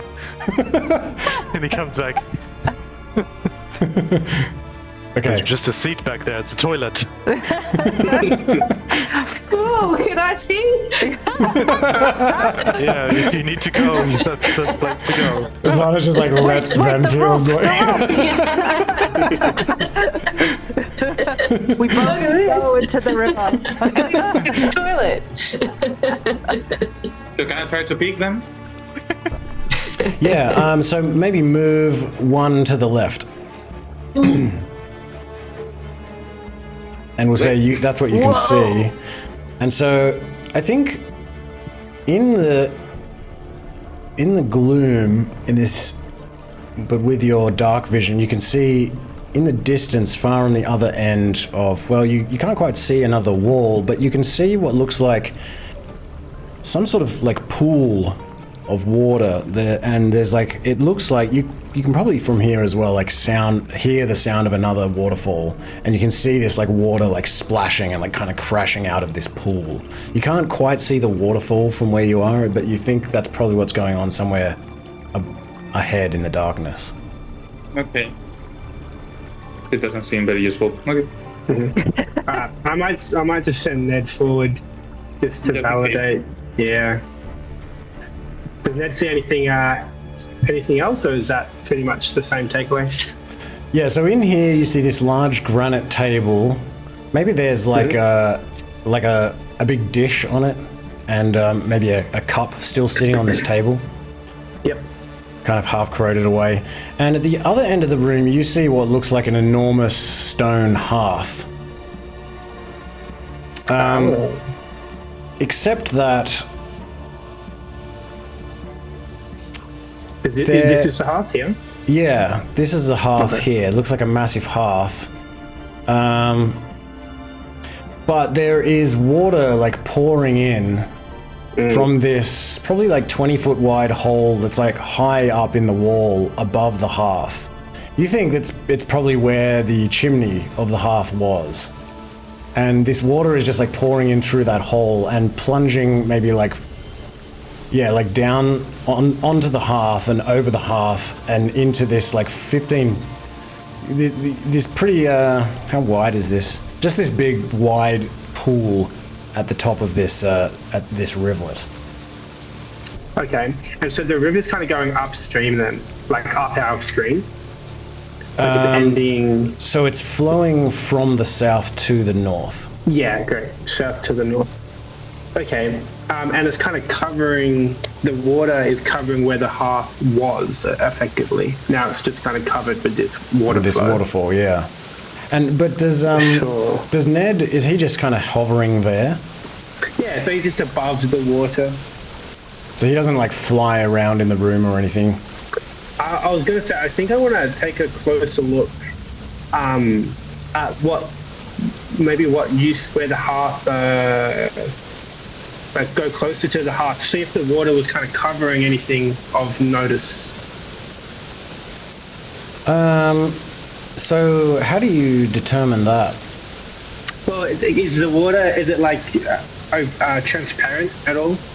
Or is it pretty like, is it like white water? You can't see anything. Yeah, it's like pretty foamy, and there's just this big pool, and you think as you fly closer, it looks pretty deep as well. Ah, okay. Cool, okay, so it looks deep. Yeah, there's like a pool here. Give me a perception check. Sure.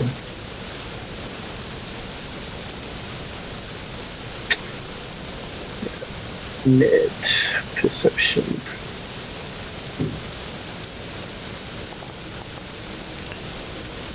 Something goldish, bronzish in color glints at the bottom of this deep pool. You see it through this kind of splashing water. Okay. Yeah, this Does it look plunge pool. How deep into the pool can I get a sense? Maybe like 15 feet down. It's pretty big. Okay. It looks like, again, you think it's probably been like worn away over like thousands of years. Cool. Okay, so Ned's going to fly back and Teddy's going to tell everyone pretty much everything Ned saw, and maybe tell Tokra there's something interesting in the pool. I know that you're immune to the cold. You might be able to swim down and retrieve it. I could do with a swim, bit of a splash. And he'll just like hop into the stream and just wade his way through the water. Just all the way up, I guess. Can I give him guidance before he goes, like, dives down? Okay. I guess perception, just so he can see it under. Okay. I've got my glowing maul, so I can see too. He's gonna have to like go in under this waterfall, right? Yeah, and swim down. Okay. He's gonna take a deep breath and then sort of pencil dive down into it.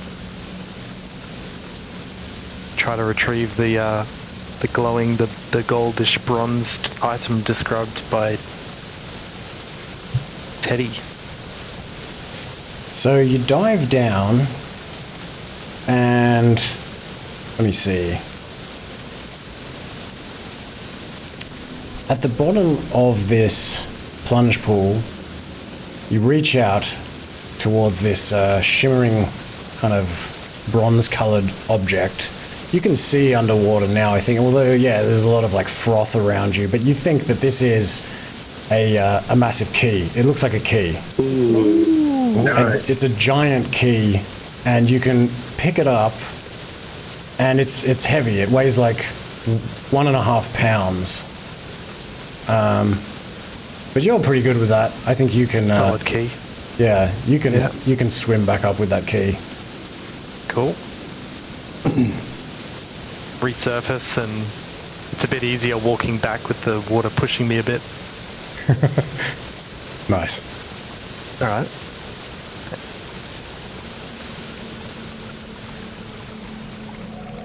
Oh, Teddy, you were right. There was this in the water, and I hold up a giant key. Well, we've identified a few doors, and of course there's the chest, but I don't think it will. I think the chest is the mother has that key, so perhaps the library is behind a locked door. Yes, there seems to be a door behind me over there. Maybe that door there? Could have a look.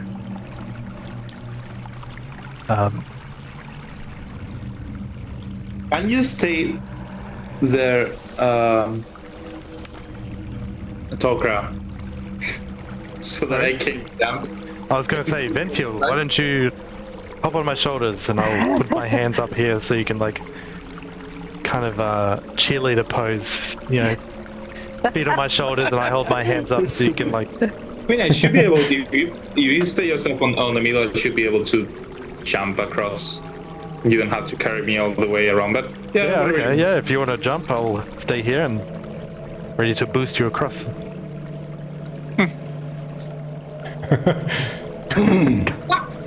Give me an acrobatics check just to see if you. Really? I feel like this is your kind of thing, but I want to just see.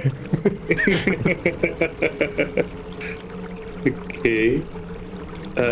Acrobatics, right? Yeah.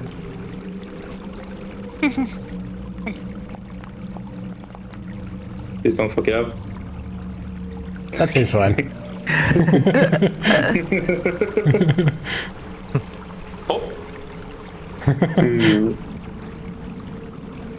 Well, Teddy and Shneebus will not be doing acrobatics. They will ask Tokra to come over and collect them. Hop on. Thank you. One on each shoulder. I have cold blood, you know. Otherwise, I would easily swim through these rapids. But I don't want to get my cloak wet. Of course. Oh, this book. It has all my spells in it. My many, many, many one spell. You have important regions for your spells too that you can't get wet. You have to start somehow, and it all starts with that one. Yeah. We're doing the river 2.0. We're just ferrying everyone across. Yeah, I mean, I would ask for an athletics check for anyone. I mean, this would be as cold as that previous one. Yeah, I think maybe Tokra give me an athletics check for Vakos and Ivana. All right. Just because it is slippery. Baptize anyone else again? It's running water. Okay. Actually, yeah, let's do it. Athletics check. Okay, Ivana's fine. Oh no, here we go. Oh no. Vakos again, isn't it? Oh. No, I think you're fine as well. Ivana, next time I'm going first. Sorry. Wumbo's gonna jump across because he's feeling kind of in his element here. So, like, you'll have to jump in the water. You wouldn't be able to jump that entire distance of 4 meters. Yeah, your jump distance is 2 meters. No, Even but I with have it. this jumper. Using my jump distance determined using my dexterity rather than my strength, which is +4. Wait, what is... Where is it? It's here. Second story work.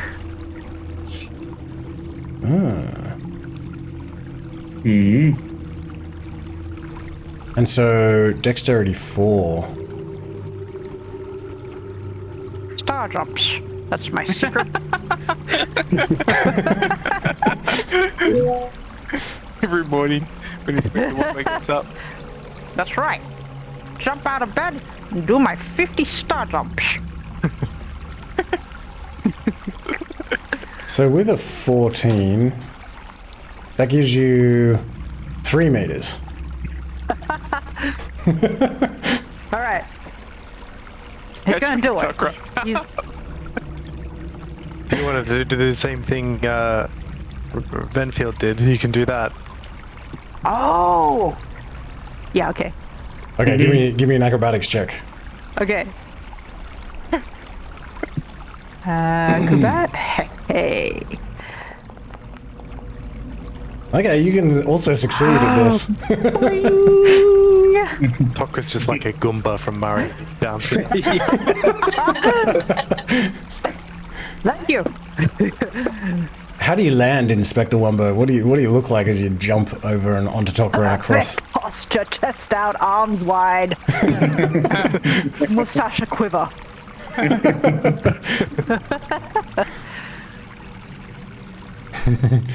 All right. Irish. Nice refreshing dip. Thank you. Quite the workhorse.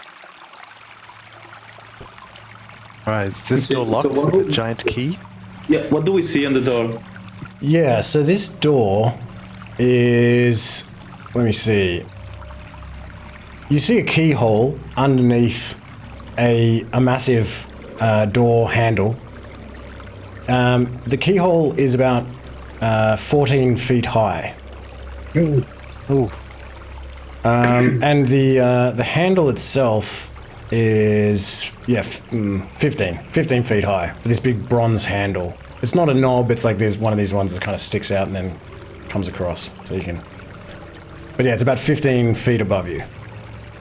Tokra, can I take the key? Of course. I'll You're my guest. like to use Mage Hand to carry up the key and turn it. I How can carry heavy up can to Mage Hand carry? Yeah, 10 pounds. Oh, 10 pounds. Nice. Alright. I think that should make this pretty easy to do. Okay. So you lift this giant key up and slot it into this lock and turn the key, and you just hear this latch like...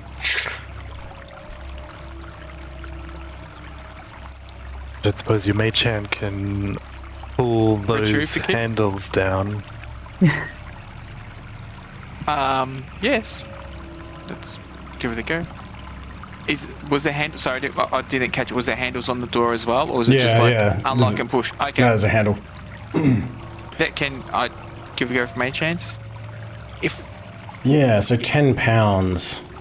well, if I'm not, sure I that do. seems- I do have a backup plan with the rope and grappling hook, and I'll just ask Mage Hand to place the grappling hook on top of the lever and pass the rope to Tokra. Okay. I'm trying to think anyway if something like comes to 10 mind. pounds. It's hard for me Didn't to we just- estimate, like... Can we just get some boots that allow us to walk up walls? Oh yeah. The slippers are, you need to attune to them, so it takes a while to something. So I can't use them this time, but I have put them on and they look pretty. Are they comfortable? Yeah, like they're merged. Yes, they're like slippers, so they're really Have you blessed them yet, Ivana? Not yet. not yet. Oh, okay. I think probably 10 pounds. Yeah, I'm trying to estimate, like, you know, turning one of these old kind of, you know, sometimes they can be like pretty heavy, but I think like 10 pounds, like surely I think the hand can do this. But when it does it, it can't open the door. The door seems locked. Oh. Oh, Did the key turn like when it went in? Or Yes. And you heard like a latching sound, like a Wait, did you lock the door when you turned the key? we didn't open. We didn't see if it was It open. was unlocked already. And you gotta push, not pull.